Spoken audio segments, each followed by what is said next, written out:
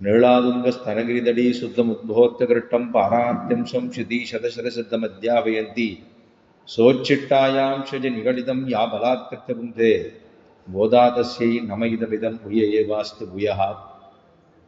அன்னவயல் புதுவையாண்டாள் அரங்கற்கு பன்னு திருப்பாவை பல்பதியம் இன் இசையால் பாடிக் கொடுத்தாள்ன பாமாலை பூமாலை சூடிக் கொடுத்தாளை சொல்லு சூடிக் கொடுத்து சுடர்கொடியே தொல்பாவை பாடி அருளவல்ல பல்வளையாய் நாடினி வேங்கடவர்க்கென்னை விதியன்னை மாத்தம் நாம் கடவா வண்ணமே நல்கு. இன்னோ திருவாடிப்பூரம் எமக்காக வன்னோ இங்கு ஆண்டாள் அவதரித்தாள் குன்னாத வாழ்வான வைகுந்த வான்போகம் தன்னை இகழ்ந்து ஆழ்வார் திருமகளாராய் அஞ்சுகுடிக்கொரு சந்ததியாய் ஆழ்வார்கள் தஞ்சையலை உஞ்சி நிற்கும் தன்மைகளாய் பிஞ்சாய் பழுத்தாளை ஆண்டாளை பத்திவுடன் நாளும் மழுத்தாய் மனதை கவிழ்ந்து. சிவப்பதியான சர்வேஸ்வரனாலே ஸ்ரீமன் நாராயணனாலே மயர்வர மதிநலம் அருளப் பெற்றவர்கள் ஆழ்வார்கள். அவ்வாழ்வார்களிலே ஒரே ஒருத்தி பெண் பிள்ளை ஆண்டாள். துவாபரயுகத்திலே வாழ்ந்ததான கண்ணன் பெருமானை எப்படி போய் சேர்வது, அவனோடு எப்படி பரமாத்மா அவனுடைய அனுபவத்தை எப்படி பெறுவது அப்படிங்கிற ரீதியிலே தான் ஆண்டாள் அனுகாரம் பண்ண தொடங்குகிறாள். கண்ணன் வாழ்ந்த காலத்துக்கே செல்கிறாள் புத்தியினுடைய முதிர்ச்சியாலே. அப்படி கண்ணன் பெருமான் வாழ்ந்த காலத்துக்கே சென்று தான் தன்னை ஒரு இடைச்சியாக பாவித்து கொண்டு கண்ணன் வாழ்ந்ததையும் பிறந்ததையும் சேட்ட பண்ணினதையும் எல்லாவற்றையும் நினைத்து கொள்ளுகிறாள். நினைத்து கொண்டு எம்பெருமானோடு சேர்ந்து ஆனந்தப்பட வேணும் என்று பாவனா பிரகர்ஷத்திலே பாடினதுதான் 30 பாசுரங்கள். திருப்பாவைங்கிற 30 பாசுரங்கள் திருப்பாவை நோன்பு என்று சொல்லுகின்றோம். பாவை நோன்புங்கிறதுக்கு மார்கழியிலே தான் அத்தை செய்ய வேண்டுமா என்றால், மார்கழி மாதமானது ரொம்ப உஷ்ணமும் இல்லை, ரொம்ப குளிர்ச்சியும் இல்லை, அதிசீதளமாக இருக்கக்கூடிய மாதம். எந்த நேரத்திலே நோன்பு பண்ண வேணுங்கிற காலத்தை நிர்ணயம் பண்ணுகிறது முதல் பாசுரத்தினாலே. நாராயணனே நமக்கே பறை தருவான் அப்படிங்கிற ரீதியிலே பிராப்தியத்தையும் பிராபகத்தையும் நமக்கு கொடுக்கக்கூடியவன் நாராயணனே என்பதை சங்கிரகமாக சுருக்கமாக சொன்னது முதல் பாசுரம். பிராப்தியம் என்பது அடையக்கூடியதான பொருள், பிராபகம் என்பது அடைந்து அனுபவிக்கக்கூடியதான புருஷார்த்தம், கைங்கரியம் தோன்றும். இதைத்தான் முதலில் பாசுரத்திலேயே வைத்தால், நாராயணனே நமக்கே பறை தருவான் என்று சொன்னாள். அதை எப்படி அவர் சொல்லியிருக்கலாம்? நாராயணன் நமக்கு பறை தருவான்னு சொல்லியிருந்தாலே போதும். நாராயணன் நமக்கு பறை தருவான். அப்ப அடுத்தது என்ன வந்துடும்? வேறாரும் கூட அதை செய்யலாமோ அப்படிங்கிற கேள்வி எழும். அதுக்கு தான் அவதாரணைன்னு பேரு. ஏவகாரத்தை போட்டுட்டு ஏவகாரம் நாராயணனே அடுத்து சொன்னா நமக்கே அப்படின்னு சொன்னா இவர்தான் இவரேதான் அப்படின்னு ஊர்ஜிதப்படுத்தி முதல் பாசுரத்திலேயே பொட்டிலே தெரித்தார் போலே தானும் சொல்லி போந்தாள் நாராயணனே நமக்கே பறை தருவான் என்று சொன்னது. அதுக்கப்புறம் இரண்டாவது பாசுரத்தாலே வையத்து வாழ்வீர்கள்னு நம்மளை பார்த்து இங்க இருக்கக்கூடிய வாழ்க்கைத்தான் வாழ்ச்சி அப்படின்னு சொன்னாள். ஏன் அப்படி சொல்கிறாள்? ஏன்னா மார்கழி மாதத்திலே நோன்பு நோக்கிறோம். ஒரு வைஷ்ணவ மாதம், பகவான் கண்ணன் பெருமானுக்கு பிடித்ததான மாதம். மாதங்களுக்குள்ளே நான் மார்கழியாக இருக்கிறேன்னு கண்ணன் சொல்லியிருக்கார் 10வது அத்தியாயத்திலே. மாசானாம் மார்கசீர்ஷோகம் ருதூனாம் குசுமாகரம் என்று தானும் தெரிவித்தது 10வது அத்தியாயத்திலே. அந்த ரீதியிலே பார்த்தாலும் வைஷ்ணவ மாதம் என்று கொள்ளப்படுகிற காலத்தை பார்த்தாலும் இங்க இருக்கக்கூடிய மேல இருக்கக்கூடிய சொர்க்கலோகத்திலே இந்திரலோகத்திலே பகல் பொழுது, இப்பெல்லாம் பகல் பொழுது, அதுல இருக்கக்கூடிய பிராம முகூர்த்தம் இதுதான் மார்கழி. ஆக அதற்காக இந்த ரீதியில பார்த்தாலும் பல விதங்களிலே பார்த்தாலும் மார்கழியிலே நோன்பு. முன்ன நாள்ல கண்ணன் வாழ்ந்தபோது இருந்தபோது எப்படி இருந்தாலோ அதையே பாவித்து கொண்டு பாடினதாக சொன்னது மார்கழி நோன்பு திருப்பாவை பாசுரம். வையத்து வாழ்வீர்கள்னு சொன்னதிலே லோகத்தில் இருக்கிற வாழ்க்கை தான் வாழ்ச்சின்னா. ஏன்னா இங்க இருக்கிறவாதான் கிருஷ்ண குணச்சேட்டுதங்களை அனுபவிக்க முடியும். கண்ணன பெருமானுடைய அவன் பண்ண லீலைகள் எல்லாம் அனுபவிக்கணும்னா இங்கேதான் அனுபவிக்க முடியும். ஸ்ரீவைகுண்டத்திலே பகல்ல விளக்கு போடுற மாதிரின்னு அர்த்தம். பகல்ல விளக்கு போட்டா ரொம்ப வெளிச்சம் தெரியப்படுது. ஆனா இரவுல போட்டா தானே தெரியும். பகவானுடைய மேன்மைங்கிற கல்யாண குணங்கள் அங்கு தெரியுமே தவிர நீர்மைன்னு சொல்லப்படுகிற எளிமை தெரியாமல் போகும். அதுக்காக தான் இந்த லோகத்திலே எம்பெருமான் அவனுடைய சேட்டுதங்களை அனுபவித்தான். அதனாலதான் வையத்து வாழ்வீர்கள்னு 2வது பாசுரத்திலே இந்த நோன்புக்கு செய்ய வேண்டியது என்ன, செய்யக்கூடாதது என்ன என்று சொன்னாள். 3வது பாசுரத்தாலே நோன்பை நோற்பதற்குண்டானதான பலன் என்ன, நீங்காத செல்வம் நிறையும். உலகளந்த உத்தமனை பாடினாள். ஓங்கி உலகளந்த உத்தமன். முதல் பாசுரத்திலே ஸ்ரீவைகுண்டத்தை என்று கொள்ளலாம் நாராயணனே எது சொல்லப்படுகிறாள்.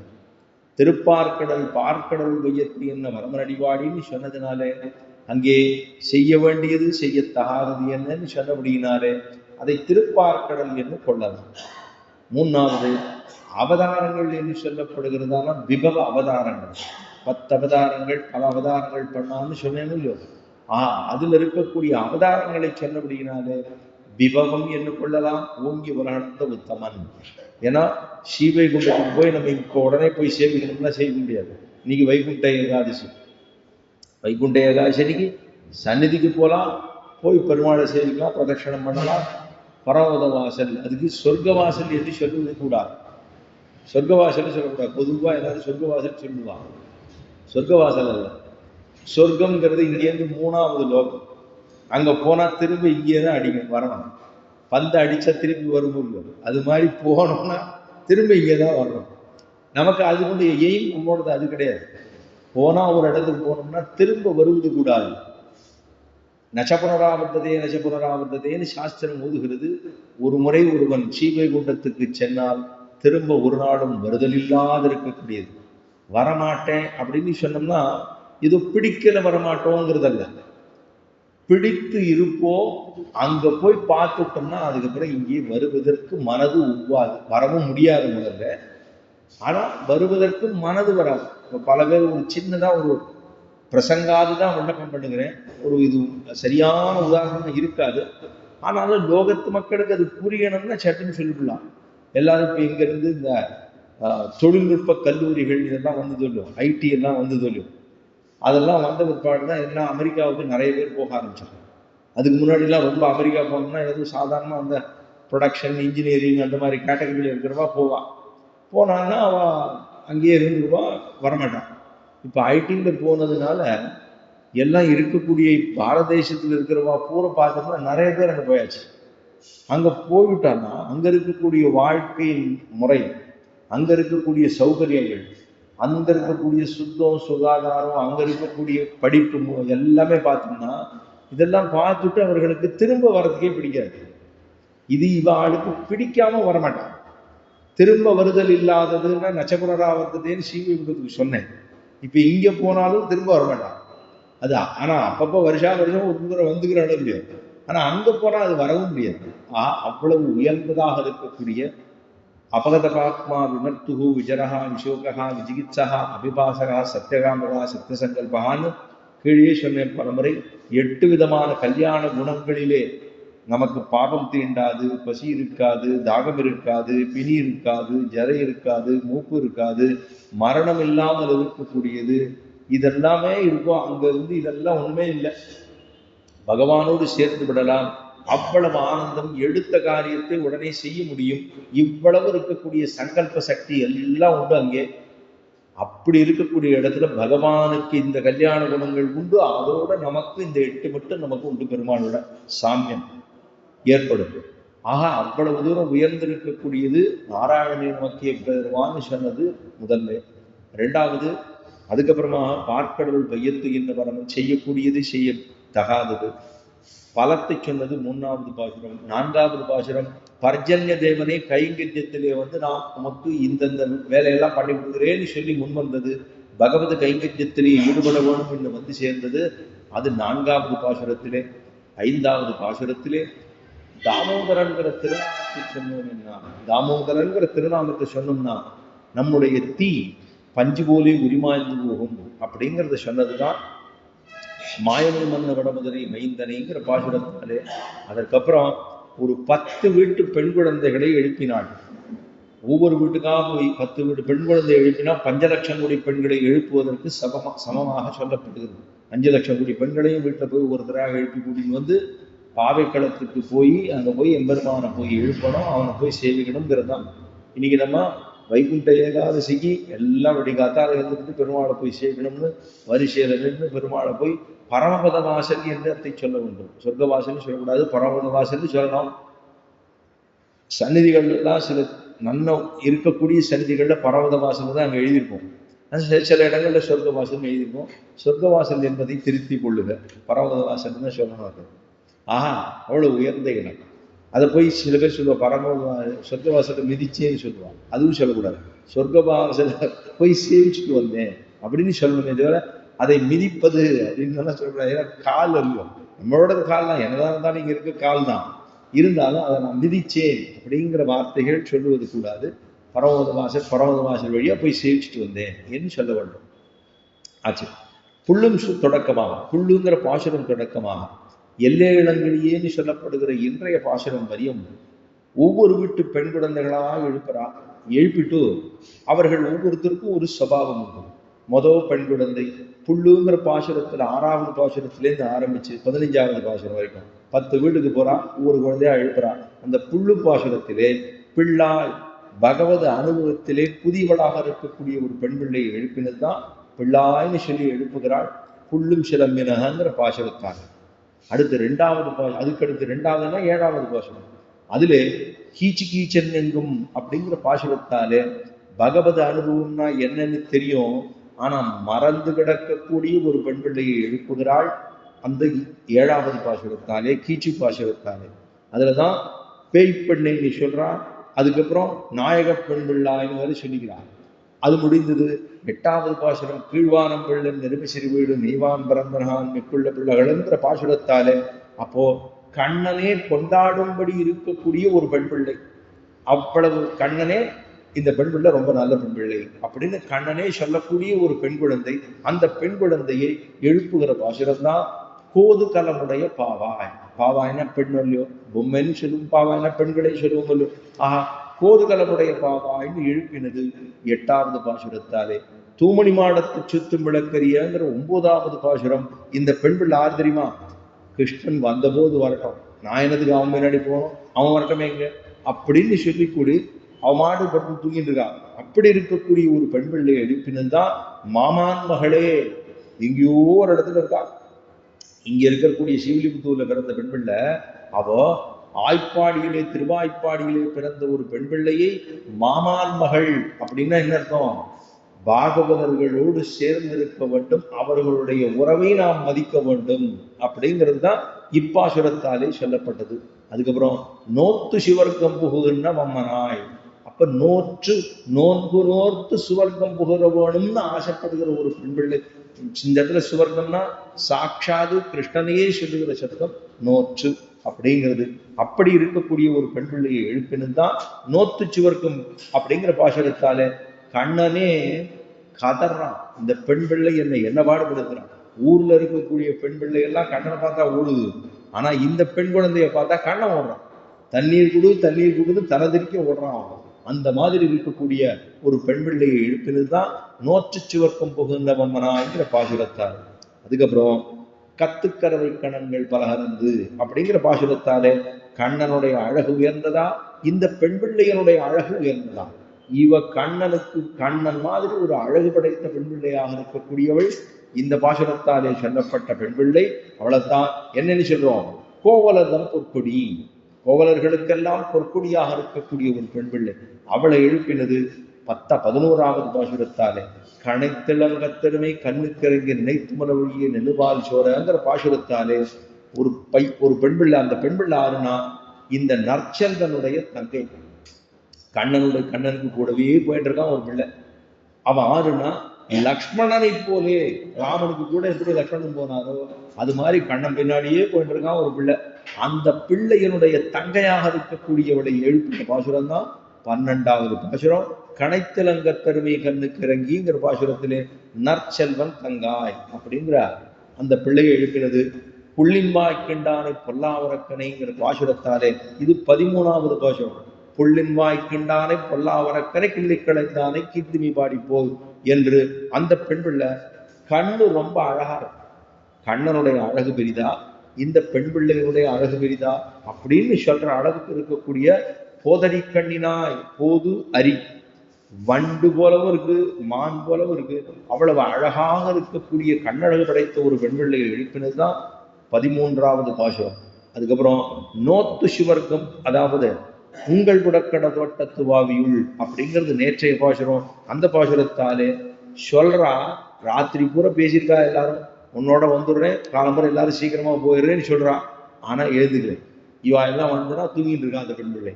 அப்படி தூங்கி கொண்டிருக்கக்கூடிய ஒரு பெண் பிள்ளை யாரு அப்படின்னா, வாய் செவடால் நிறைய விடுறா, வாயால நிறைய பேசுறா. அப்புறம் இப்படி இருக்கக்கூடிய ஒரு பெண் பிள்ளை எழுப்பினதான் நேற்றைய பாசுரம்.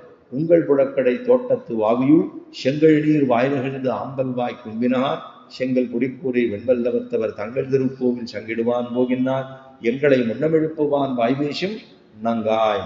பூர்ணையானவளே நங்காய், நானாதாய் நாவுடையாய் சங்கடு சக்கரமேந்தும் தடக்கையன் நங்காய் எழுந்திரான், நானாதாய் வெட்கமே இல்லாதவளே. எதுக்காக வெட்கம் இல்லைன்னு சொல்றேன்னா, முதல் நாள் ராத்திரி நீ வரேன்னு சொன்னீங்க, வந்திருக்கோம், நாங்கள் சீக்கிரமா எழுந்துக்கிறோம்னு சொல்லிட்டு இருக்கேன், நான் எல்லா காரியத்தையும் பண்ணுறேன் அப்படின்னு சொல்லிட்டு வரது ரொம்ப கடைசியில் வந்தாக்க அப்போ அவளுக்கும் ஒரு மொழியோ அதான் அவ சொல்றான், நங்காய் எழுந்திராய் நானாதாய் நாவுடையார், வாய் வாய் நன்னா பேசுறமா, நாவீருடைமை வாக்கால நன்னா பேசுறிய, அப்படி இருக்கக்கூடிய ஒரு பெண் பிள்ளையை எழுப்பினதுதான் நேற்றைய பாசுரமாக இருக்கக்கூடிய உங்கள் விளக்கடை தோட்டத்து வாவியுள்ங்கிறது. பங்கைய கண்ணானை பாட அப்படின்னு பாசுரம். அப்படி பெருமாளை போய் எல்லாம் இந்த பெண் பிள்ளையை எழுந்திருன்னா எந்திருந்து என்ன பண்ணணும்னா பங்கைய கண்ணனை பாட வேண்டும். ஏன்னா இந்த பாசுரங்கள் அத்தனையுமே பகவானுடைய திருநாம சங்கீர்த்தனத்தை சொல்லி அவனுடைய கல்யாண குணங்களிலே அனுபவத்தை அனுபவிப்பதுதான் பூர திருப்பாவில ஆண்டாள் பாவனையிலே ஏறிட்டு கொண்டு பாடின பாசுரங்கள். கண்ணன் இருக்கிற இடத்துக்கே போயிட்டா, துவாபர யுகத்துக்கே போயிட்டா, திருவாய்ப்பாடிக்கே போயிட்டா, அங்க போய் இடைச்சிகளோடு இடைச்சிகளா, இடையர்களோடு இடையர்களா இப்படி பண்ணதுனால அவளுடைய நட உட பாவனை அத்தனையுமே ஒரு இடைச்சி போலவே மாறிது. இடை நடையும் இடை முடியும் இடை பேச்சுமாக அவர்கள்லாம் எப்படி பேசுவாளோ அவெல்லாம் உசிந்து உசிந்து நடப்பர்கள், அது இடை நடை மாறிடுதான். அதே போல இடை நடை இடை முடி, கோடா முடிச்சு போட்டுக்கிறாளாம் இடை முடி. ஏன்னா கறக்கணும் இல்லையோ, கறக்கணும் கடையணும், அதுக்காக தான் கோடா முடிச்சு போட்டுண்டு அப்படி உட்காந்துருக்காளாம். அவரை இடைச்சிகள்லாம் எப்படி கட்டிப்பாளோ அது மாதிரி கட்டிட்டு இருக்காளாம். அதுக்கப்புறம் கடைசியா இடை பேச்சு, அவர்கள் எப்படி பேசுவாளோ அந்த மாதிரி பேச ஆரம்பிச்சா அந்த பெண்கள். அதனாலதான் என்ன இருக்கு, ஒருத்தர் ஒரு கேரக்டரை கொடுத்து இந்த மாதிரி பண்ணு அப்படின்னு சொன்னா அந்த மாதிரி பண்றதுக்கு வரணும் இல்லையோ. அது எப்போ வரும் அப்படின்னா நிறைய சக்தி இருந்தா தான் அந்த மாதிரி வர முடியும். சும்மா அதே மாதிரி பண்ணணும் அப்படின்னு சொன்னா அதுக்கு ஒரு தனித்தன்மை வேணும் இல்லையோ. அந்த மாதிரி தன்னை பாவித்து கொண்டு பாடின பாசுரங்களே திருப்பாவை. இன்றைய நன்னாள் 15வது பாசுரம். இந்த பாசுரத்தை திருப்பாவை ஆகிறது இப்பாட்டு அப்படின்னு சொன்னாங்க. திருப்பாவைதான் இந்த பாசுரம் தான் சாரம் அப்படிங்கிறார். கடைசியில 29லயும் சொல்ல போறா திருப்பாவை ஆகிறது இப்பாட்டு, 2 இடத்துல சொல்ல போறா. ஒன்னு பகவானை கொண்டாடினது, மற்றொன்று பாகவதனை கொண்டாடினது. பரம பாகவதனை கொண்டாடுகிறது இன்றைய பாசுரம். எல்லை இளங்களிலே அதாவது பகவானை கொண்டாடுறது திருப்பாவையிலே. திருப்பாவைங்கிறது சாரம் எதுன்னா 15வது பாசுரம் 29வது பாசுரம். அப்படி பார்த்தோம்னா இந்த பக்கம் 14, இந்த பக்கம் 14. முன்னாடி 14 பாசுரம் முடிஞ்சு வச்சா பின்னாடி 14 பாசுரம் முடிஞ்சதுன்னா 29 வந்துருமா? ஆகா, மத்தியமாக இருக்கக்கூடிய இப்பாசுரம் திருப்பாவைக்கு சாரமே இது அப்படின்னு சொல்றான். இந்த பாசுரத்துல எல்லே கிளங்களையே என்ன முறங்குதியோ சில்லேன் நடையின் நீ நகமே போதருகின்றேன், வல்லை உன் கட்டுரைகள் பண்டையவன் வாயறிதும் வல்லீர்கள் நீங்களே நானேதான் ஆயிடுக, வல்ல நீ போதாய் உனக்கென்னவருடைய எல்லாரும் பொந்தாரோ பொந்தான் பொந்தெண்ணிக்குள், வல்லானை கொன்னானை மாத்தானை மாத்தழிக்க வல்லானே மாயனை பாட ஏலூர் அம்பாவா என்று சொன்னது 15வது பாசுரம். இந்த பாசுரத்திலே பாகவதர்கள் எல்லாரையும் ஒன்று கூடி பார்க்க வேண்டும்ங்கிற ஆசை இருக்கக்கூடிய ஒரு பெண் பிள்ளை இந்த பிள்ளை. எல்லாரையும் ஒன்னா பார்க்கணும், இந்த பாகவத சமூகத்தை எல்லாம் பார்க்க வேண்டும் அப்படின்னு ஒரு ஆசை அந்த பெண் பிள்ளை. அப்படி இருக்கிற ஒரு பெண் பிள்ளைய எழுப்புகிறது தான். ஏன்னா பக்கத்திலே இருக்காளாம். போன பாசுரத்துல ஒரு பெண் பிள்ளையை எழுப்பிட்டா. அவ பங்கையக்கண்ணானை பாடன்னு சொன்ன உடனே இவள் அசலகம் பக்கத்து வீடுன்னு உடனே இவளுக்கு நல்லா காதுபடுது. இவா பங்கையக்கண்ணானை பாடன்னு சொல்லியிருக்கா. ஏன்னா திருநாம சங்கீர்த்தனம் சொல்லுவதுதான் இந்த கலியுகத்திலே நமக்கு இருக்கக்கூடிய உயர்ந்த தர்மமாக கொள்ளப்படுகிறது. கலியுகத்திலே இன்னைக்கெல்லாம் நம்ம வைகுண்ட ஏகாசிக்கு போய் பெருமாளை செய்யணும்னா வரிசையில் நின்று ஊர்கதையா பேசுறோம். கோவிந்தா கோவிந்தா கோவிந்தா கோவிந்தா எல்லாம் செய்விச்சுட்டே ஒரு நாள் திருப்பாவை செய்ப்பா, திருப்பள்ளிச்சி செய்ப்பா, திருவம்பாவை செய்ப்பா, எல்லாம் செய்ப்பா. இதெல்லாம் இதுக்கு வழியில் நின்று எத்தையோ பேசக்கூடாது, எதையோ போய் பகவான் சந்நிதியில் போய் நின்று வேற எதையோ பேசணும் நல்லா இருப்பான். அது செய்யக்கூடாது என்பதற்காகத்தான் பகவானுடைய திருநாமத்தை சங்கீர்த்தனத்தை பாட வேண்டும். ஏன்னா ஒரு பெரியாழ்வாருடைய பாசுரம், பெரியாழ்வார் திருமொழின்னு பாசுரம் இருக்கு. இந்த ஆண்டாளுடைய தமப்பனார் இருக்காரு இல்லையோ, அவர் பாசுரம் பாடிருக்கா. அதுல சொல்றார், யார் ஒருத்தர் தன்னுடைய குழந்தைக்கு நாராயணன்னு பேர் வச்சிருக்காளோ தம் அன்னை நரகம் புகாள். அப்படி ஒரு குழந்தைக்கு பேர் வச்சுட்டானா அந்த அம்மா இருக்காளே அவன் நரகத்துக்கு போக மாட்டானா. நாரணந்தன் அன்னை நரகம் புகாள். அந்த அம்மா இருக்காளே, குழந்தைகள் தான் பெருமானுடைய பேரைத்தான் குழந்தைகளுக்கு வைக்கணும். அப்படி வைக்கிற போது பகவத் திருநாமங்களையே பகவானுடைய திருநாமங்களை வைக்கணும். அப்படி வச்சுட்டா அந்த தாய்க்கும் தமப்பனுக்கும் கூப்பிடுறதுக்கு எப்ப பார்த்தாலும் பகவானுடைய திருநாமங்களே கூப்பிடலாமல். பெருமாளை ராமான்னு சொல்லலாம், கிருஷ்ணான்னு சொல்லலாம், நாராயணன்னு சொல்லலாம், மாதவான்னு சொல்லலாம். எவ்வளவோ இருக்கு, 1000 திருநாமங்கள் இருக்கு. இந்த 1000 திருநாமங்களுக்கு சகஸ்திரநாமே வச்சுடலாம். 1000 குழந்தை பிறக்கிற வரைக்கும் ஒன்றும் கஷ்டம் இல்லை அப்படின்னு சொல்லலாம். அவ்வளவு தூரம் பெருமை இருக்கக்கூடிய திருநாமங்கள். திருநாமத்தினாலே கலவு சங்கீர்த்த கேசவம்னு சொல்லுகிறார்கள். தியாயம் கிருதே யஜன்யஜ்யைஹி திரேதாயா துவாபரே அர்ச்சயன்னு யதாத்மோதி ததாத்மோதி கலவு சங்கீர்த்த கேசவம் என்ன தியாயம் கிருதே, அதாவது கிருதயுகத்திலே தியான மார்க்கத்தாலும், இரண்டாவது யஜன்யஜ்யைஹி யாகயஜ்யங்களை பண்ணி இரண்டாவது யுகமான திரேதாயுகத்திலும், அர்ச்சனம் பண்ணி துவாபர யுகத்திலும், கலியுகத்திலே, இந்த 3 யுகத்திலே எப்படியெல்லாம் எம்பெருமானை சென்று கிட்டினார்களோ அந்த வழிமுறையிலே, அதே போல நாம் இப்பொழுது இந்த கலியுகத்திலே திருநாம சங்கீர்த்தனத்தை சொல்லுவதன் மூலம் பெற்றுவிடலாம்னு ரொம்ப சுலபமா சொல்லியிருக்கா. அந்த திருநாமங்களை பாடிட்டு இருக்கா. என்ன பாட்டு பாடுறா? ஆஹா, பங்கையக்கண்ணானை பாட அப்படின்னு சொன்னாலும் இல்லையோ, அது இவளுக்கு பக்கத்து வீடு காதுபடுது. இவளும் தன்னுடைய மிடல், இந்த தொண்டை, இது பேர் மிடருன்னு பேர், இந்த மிடற்றோசையினாலே அப்படியே பாட ஆரம்பிச்சுட்டான். ஓ நல்லா இருக்கு, பங்கையக்கண்ணானை பாட அப்படின்னா பாடினா பாடிட்டே இருக்கா. அவருடைய குரல் ரொம்ப அழகா இருக்கு. பாடுற போது இவாள்லாம் அடுத்த வீட்டுலேருந்து இந்த வீட்டுக்கு வந்துட்டா. வந்த உடனே அவ என்ன பண்ணா, உடனே எலே இளங்கிளியே அப்படின்னா. ஏன்னா இளங்கிளினா இந்த கோஷ்டியிலே ரொம்ப சின்ன பெண் பிள்ளை தான். எல்லாரையும் எழுதியாச்சு. இப்ப அடுத்தது கண்ணனம் பெருமானுடைய வீட்டுக்கு போகணும். அடுத்த பாசத்துல நாளைக்கு அவ வந்து சொல்லுவான், நாயக்கரான் என்ன நந்தகோபனுடைய கோயில் காப்பானே, கொடித்தோன்றும் தோரணவாசல் காப்பானே, மணிக்கதவம் கால் தரவாய், வாயல் சிறுமியரோ, நாங்கெல்லாம் வந்திருக்கோம், கதவை துறன்னு வாசல்ல இருக்க வாயில் காப்பான், தோரண வாயில் காப்பான், இவாளெல்லாம் எழுப்புறது நாளைக்கு. இப்ப இன்று இந்த கோட்டிலே ரொம்ப சின்ன பெண் பிள்ளை இவதான். இவளை எழுப்பக்கூடிய பாசுரம் தான் எலே.